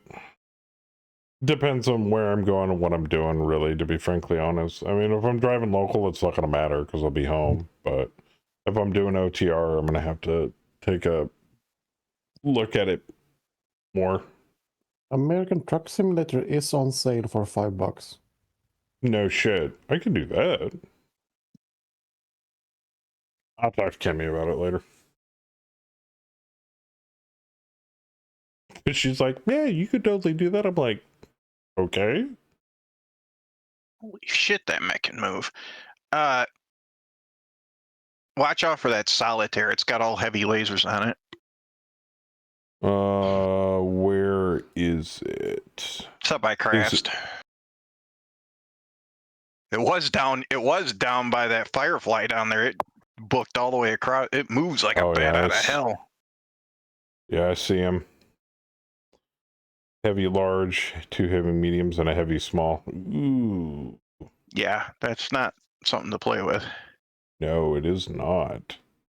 His right leg's about to fall off, though. If he can hit him again. I poked him. He poked me in the chest, and I poked him back. The TMM is not indicative to getting hit, though. Eesh. Is that a 4? Am I reading that right? Yeah, he ran 13. Yeah, the thing moves. The only thing on the field we're salvaging is on the ground and ejected. Oh, did you guys already smoke the wolf? Yeah. Oh, wow. I was. What the hell? Who hit it? I don't know. Who do you think? What? Our LRM brethren. Yeah. They probably smoked him from range. No. Did Really? I hit it? I don't remember. I'm unsure if I didn't hit it. targeted it or not. You didn't hit it. You obshiterated it. No. He bailed. Look, he probably looked up and went, "Oh God, incoming missile detected."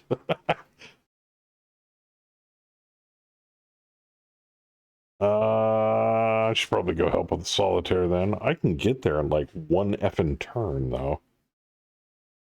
That or he's like, hey, hold on. The weather report said it was supposed to be like sunny. Why is it? Oh God, those are missiles. No.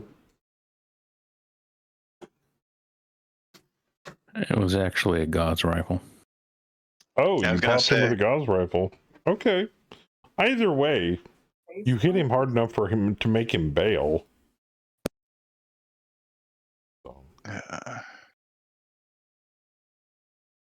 You know what, honey? I think I'm gonna have a cupcake after this. I'm gonna raid your cupcakes. Already had 2.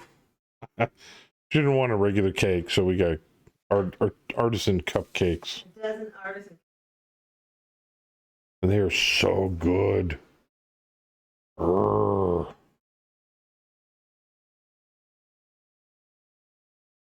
They damn well better be good. I had to pick them up and bring them back before I went to work this afternoon.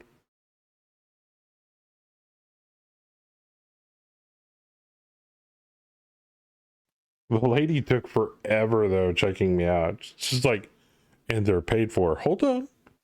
I'm like, and they're paid for. Just give me the goddamn box. Yeah, Bam hit the article twice in the CT with the Gauss rifles. Oh, jeez. 2 CT shots with a Gauss rifle? Holy I guess fuck, we're not no wonder salvaging that one. Nope, there is not much of that Arctic Wolf left after that. Damn. What's that, 30 points of damage to the CT on a light mech? Oh no, the Arctic Medium. Wolf. Yeah, I was going to say, the Arctic Wolf a medium. Well, still. He's not going to have that much armor on that CT. Most heavies can't take 2 Gauss rifles straight to the chest. Not reliably. Not without taking a crit. Yeah, it's going through the armor. Yeah. Oh, yeah. That's why I'm looking forward to some of the custom zaniness that you guys come up with. I'm actually looking forward. Have you made any updates to the thwack Orpal? I did come up with a version that uses a standard Gauss rifle just in case we can't get heavy Gauss rifle ammo. Right. I think we'll be able to get heavy. I mean, ammo isn't super like as long as it's not like specialized ammo, but so it's just heavy Yeah, it's Gauss just ammo. big metal slugs. It's a giant ferrous metal slug. Yeah. Yeah. Most of the artistry is in the gun for a Gauss rifle. So a heavy Gauss shouldn't be too difficult to get ammo for, I would think. Yeah, if I can But get I won't ammo know for until it. I load up the campaign, so. Yeah, that's... I mean, technically, you could load up the campaign and test it and not save, but Yeah, I mean, and Vorpal could do it too. He could load up the He could load up a 3058 dummy campaign and That's see true. if he can order a heavy Gauss rifle ammo. Yeah, that might be an idea. Give it a shot and see, because if I can't get the ammo, the gun's useless. But if I can get the ammo, it's awesome. That thing's gonna kick like a mule, though. You're gonna have to. Yeah, not I'm gonna gonna be be able on my to- butt. Yeah, you're not gonna be able to run and shoot like you do right now with your high piloting pilot. Will you stop Well, barking? I don't know. In that test thing we did, I stayed on my feet most of the time firing that heavy Gauss.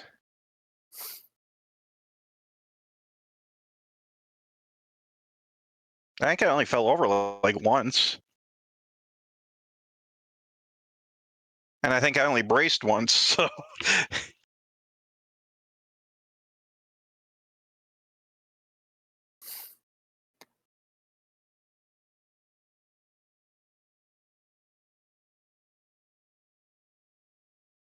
yeah, but with me and Joker out front moving like we are, you're going to be the best target whether you're standing or not.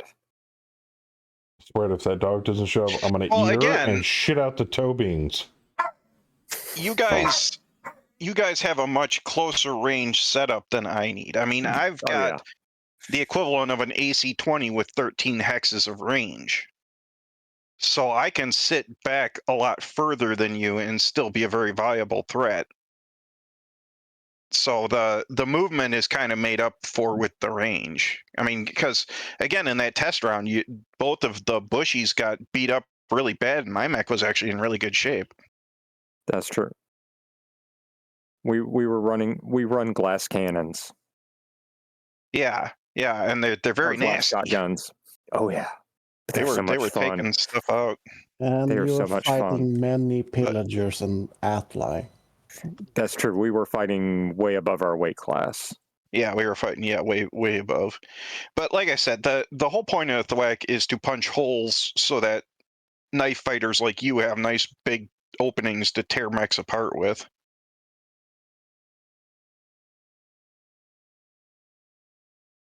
So if we hit something like an assault or something like that, I can knock a hole in it so that you guys can. Are there Strip any parts mechs out. left on the field? Oh yeah, there's a battle Mm. axe. There's that quad. I mean, we've been able to claim salvage for like the last 4 or 5 rounds. Let me go one And- more round. We can pick there's up this this- pilot I'm standing on because he's a 3-3, and then we Oh, can call there it you if go. everybody wants to. It's the Um, Firefly, the Solitaire. And as for the heavy gauze, I mean, the damage is based on range to a certain point, isn't it? Yeah, so Otherwise like it I think does 1 to 25. 6. 1 to 6 is like 25, 6 to 13 is 20, and over 13 is 15, I think. So it's, I mean, worst Jeez. case, it's a Gauss rifle. It's a light Best deleter. case, yeah.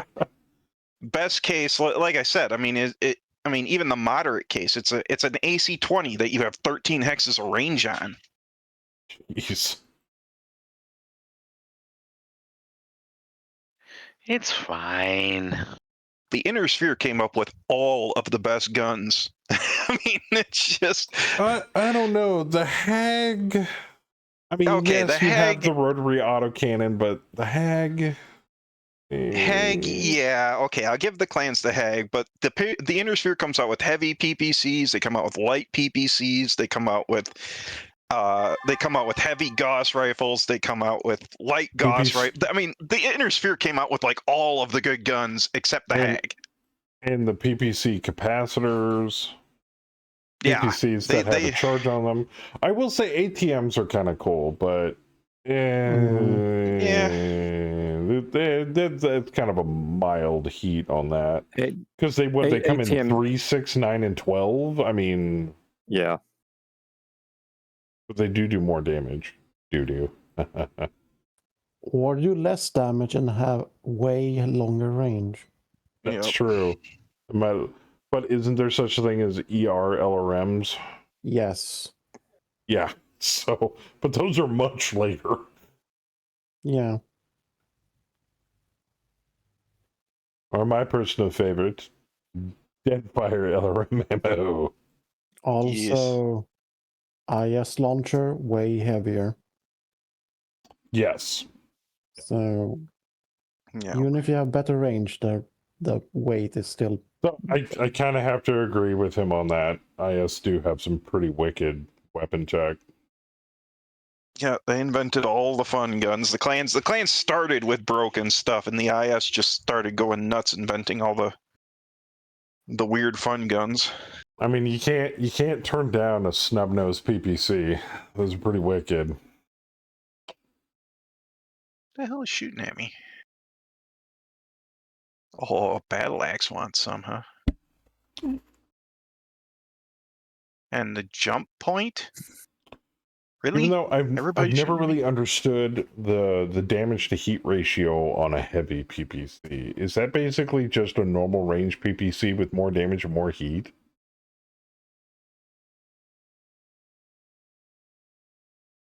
Or is it a shorter range PPC? I mean, there's such thing as heavy lasers, obviously. But then you get later on, you get into the tech curve of improved heavy laser. And even X-Pulse. And I'm like, so X-Pulse is basically just an ER pulse laser. Why did they just call it an ER pulse laser? Honestly, a heavy PPC is just a clan ER PPC without the range. That makes sense.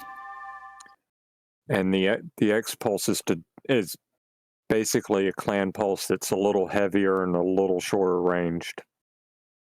Oh, there's no way in hell I'm hitting this freaking solitaire. Holy shit. Yeah, it moves like a bat out of hell. I was like sitting there and like I was lining up a shot on it, and I'm like, okay, this shouldn't be 2 7s. What the hell? This thing, it's right there. It's not even like in a range bracket.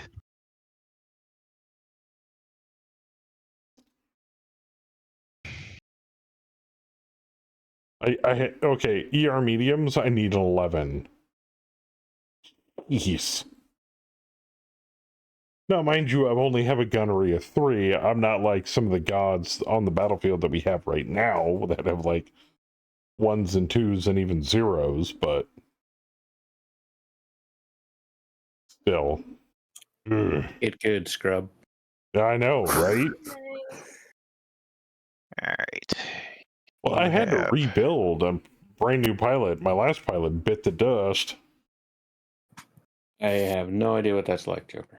Yeah, no, none. No idea on starting a pilot from scratch.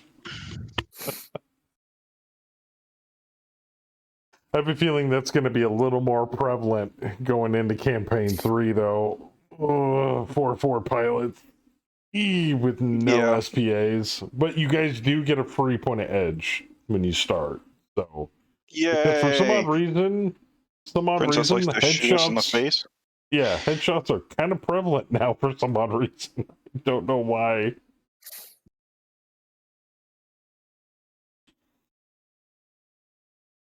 So after that, though, any other points of edge you guys want, you'll have to get on your own. But you got to be careful also in that respect too, because I mean, age is a factor. So while your skills and everything won't degrade with age, your chance of sudden death is possible. So like, you know, you get your 0-0 pilot with like a shitload of SPAs who's like 76 or something like that. Boom, heart attack. It can happen. Pops off a PPC at the wrong time and you know, particle molecular discharge and pacemaker goes out. Boom, dead mech pilot. It's a possibility. But it'll be between drops, obviously. We're not going to have pilots die of old age on the battlefield. Mid drop, Oh, you're like, that'd what be the hell? Heart attack. Oh. Yeah, you can't get to Or- Valhalla by dying that way on the battlefield. Or Howler scatters a sniper cannon and it hits you in the head. That works too. So Yeah, you hear howlers firing in your area, and you just die of the heart attack, or the round even hits. I will need to get also a consensus though from people that are willing or not willing to participate in some of the extracurricular flags that we're going to have turned on. By default, they'll be on. So if you want to not have your pilot engage in extracurricular activities like marriage, pregnancy, divorce, all that shit, just let me know ahead of time. Oh, my pilot's gonna have to be divorced like 6 times by the time he keels over in them. Hi everybody, this is my 5th wife. You know, it's like, wait, what? This is my 5th wife, Betty, not the same Betty as the previous wife. This is We Betty should the be able third. to have. We should be able These to are have all positive modifiers from having a weekend of amazing sex with random people. I'll allow it. You type something up for me. We'll make it happen. And like I said, campaign 3 is going to be off the rails a little bit with what you guys can do. You get a We bonus went to for the having. amazing. I was gonna say we went to the Founders Festival and found someone with amazing mushrooms and cocaine and a bunch of other cool stuff, and I feel so refreshed and energized. However, there's a butterfly floating to the left of your head. No, like you get the amazing sex buff, but you also have the higher risk of heart attack. Yep. Yeah, that's the other thing I was gonna say. So you get like this 70 or 60 or 70-year-old pilot that has great stats. We should have some counter to that, shouldn't we? Maybe like a little something for the younger guys. Well, Howler, is this a Space Marine singing Elton John? I'm still standing. Yes. Yes. Yes. Yeah, that's right. I crit the engine on that Battletech with my face laser.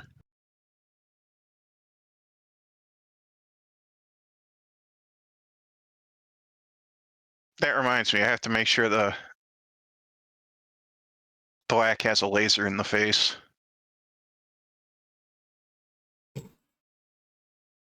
Why? Jesus. Why is this a thing? It's heavenly, fucking brother. Elton John, brother.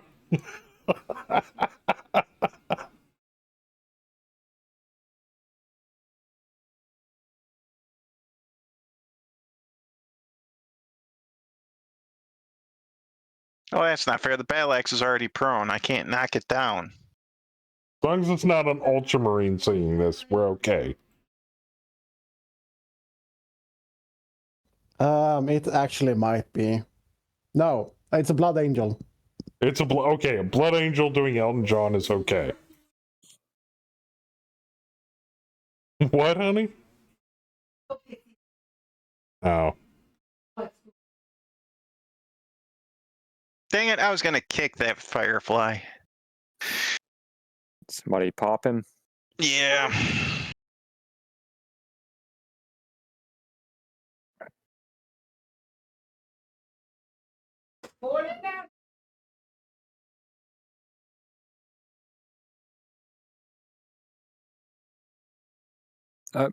Bayou got it.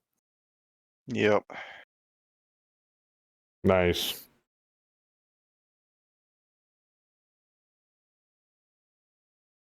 Sorry. Yeah, It was no. the only thing he could I really can't hit. hit shit tonight. Damn. It's the story of this mech. It's pretty good at carving stuff up, not so good at killing anything.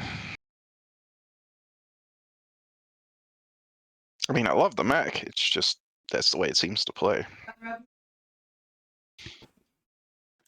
Eh. Over there for butt rubs. Yep. Daddy. Dad.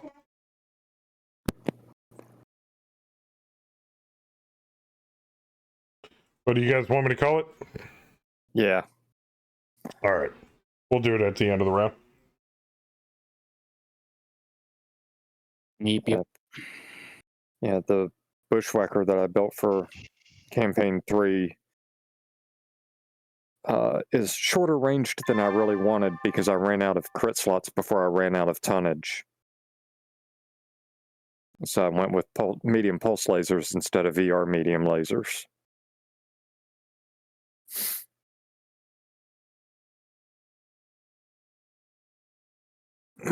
Yeah, and that That's makes it very so much a wrong, knife Heller. fighter because IS medium pulse lasers are not great on range. Your face is wrong. Up yours. What is this? Space Marine 2 Bolt, I need a hero. What?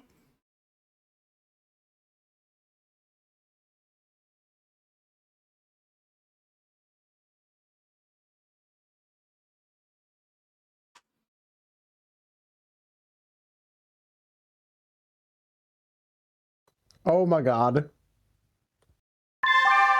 Oh, this is banging. Oh.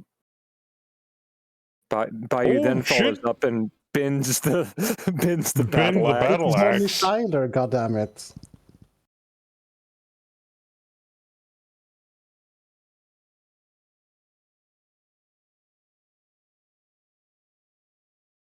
And damn near killed the jump point that was underneath the battle axe.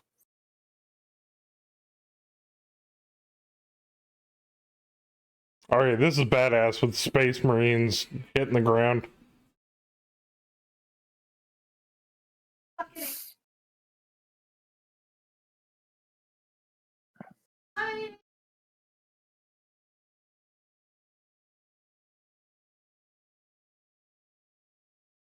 Oh!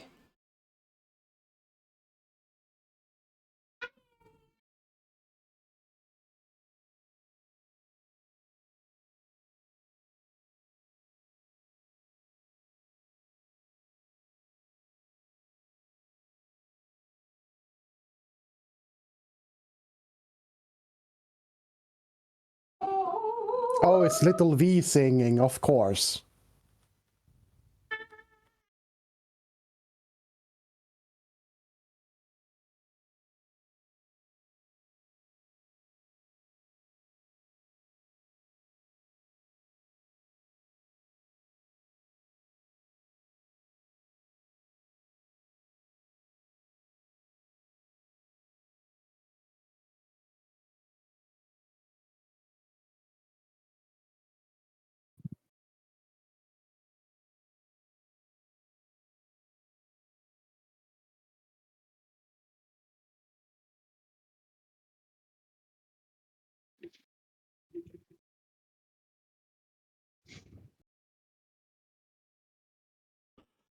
Man, the sequel for that game is going to be badass. I can feel it. Have you seen the gameplay? No. Based upon what I've seen from the trailers. The gameplay actually looks really fucking great. I had actually no fucking hopes from the other trailers, but the gameplay looks fucking great. Alright. Victory. Victory. Well done on the drop, fellas. And thank you for the drop tonight. We're edging extremely closer to campaign 3. I can't tell you how much closer we are getting close to it. But very, very close. Actually, no, I'm not going to do it because Saber will have my ass in a fucking sling because I'll nail him to a date and he'll be Don't like, do it. "Brr!" You're not. I won't do it. It's so close, guys. It's so gross. It's so gross. It's so gross. Oh. All right, I'll stop. So close you can almost taste it. Tastes like death and vengeance. Ugh.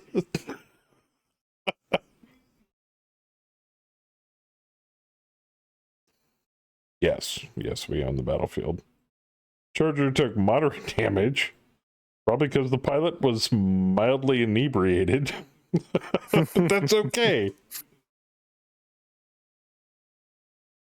I know what Saber's going to tell me. Give it to the employer.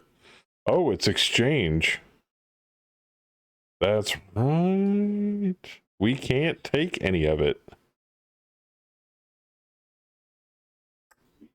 The employer gets it all, and we get the cash. But we can take captives.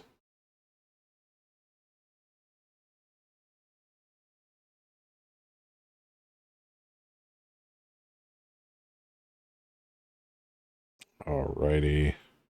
I'll deal with all the post-drop stuff off stream.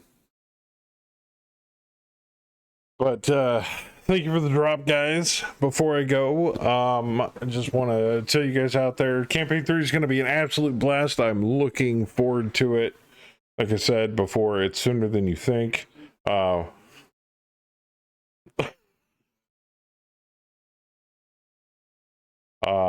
I want to give a big shout out and a thank you to all the pilots that have been in campaign 2 so far. New pilots, old pilots, pilots that have been remade because a previous claimed pilot died. I'm not pointing out Bam at all in this entire situation. No, not at all. Or possibly Kaz. Even though I don't think Patrick's ever really died. Or he's had previous pilot. I don't know.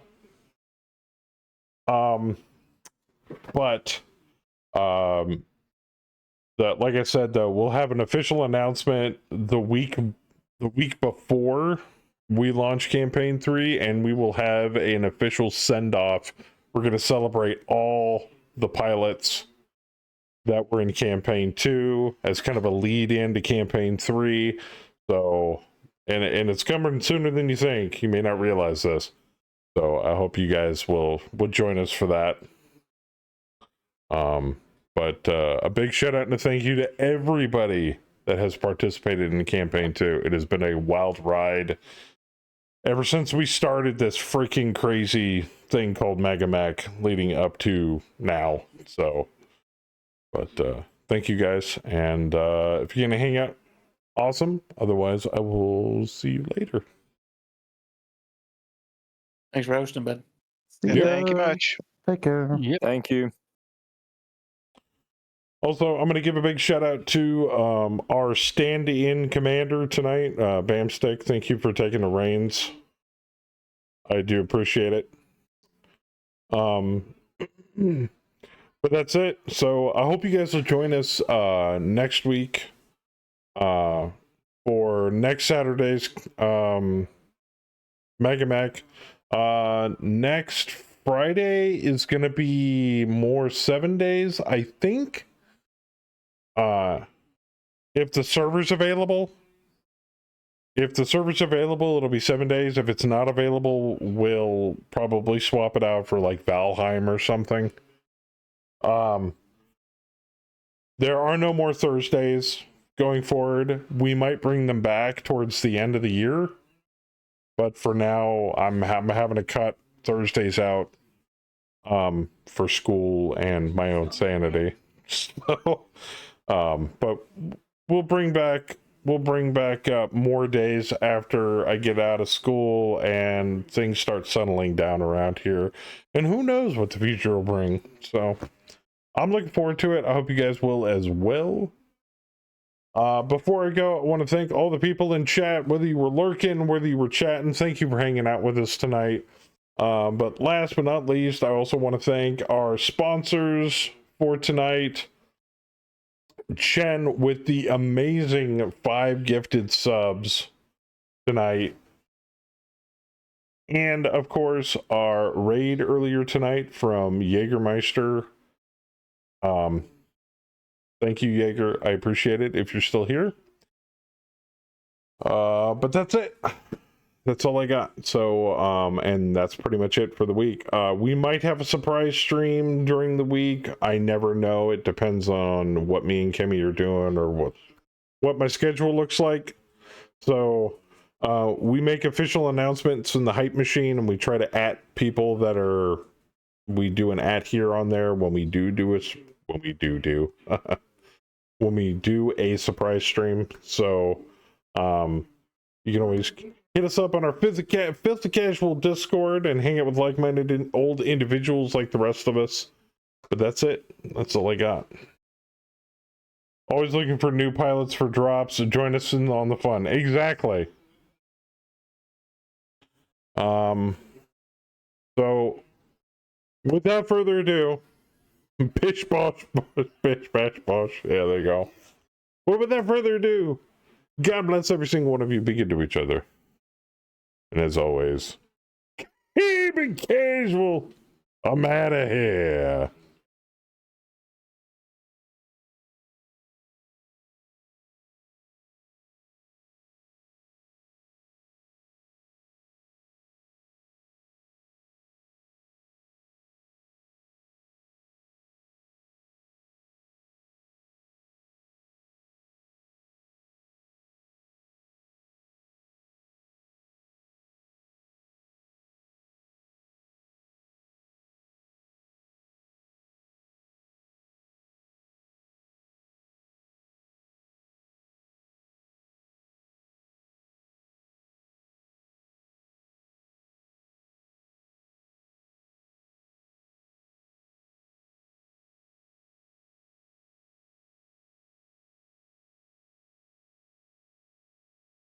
I'm not gonna lie to you.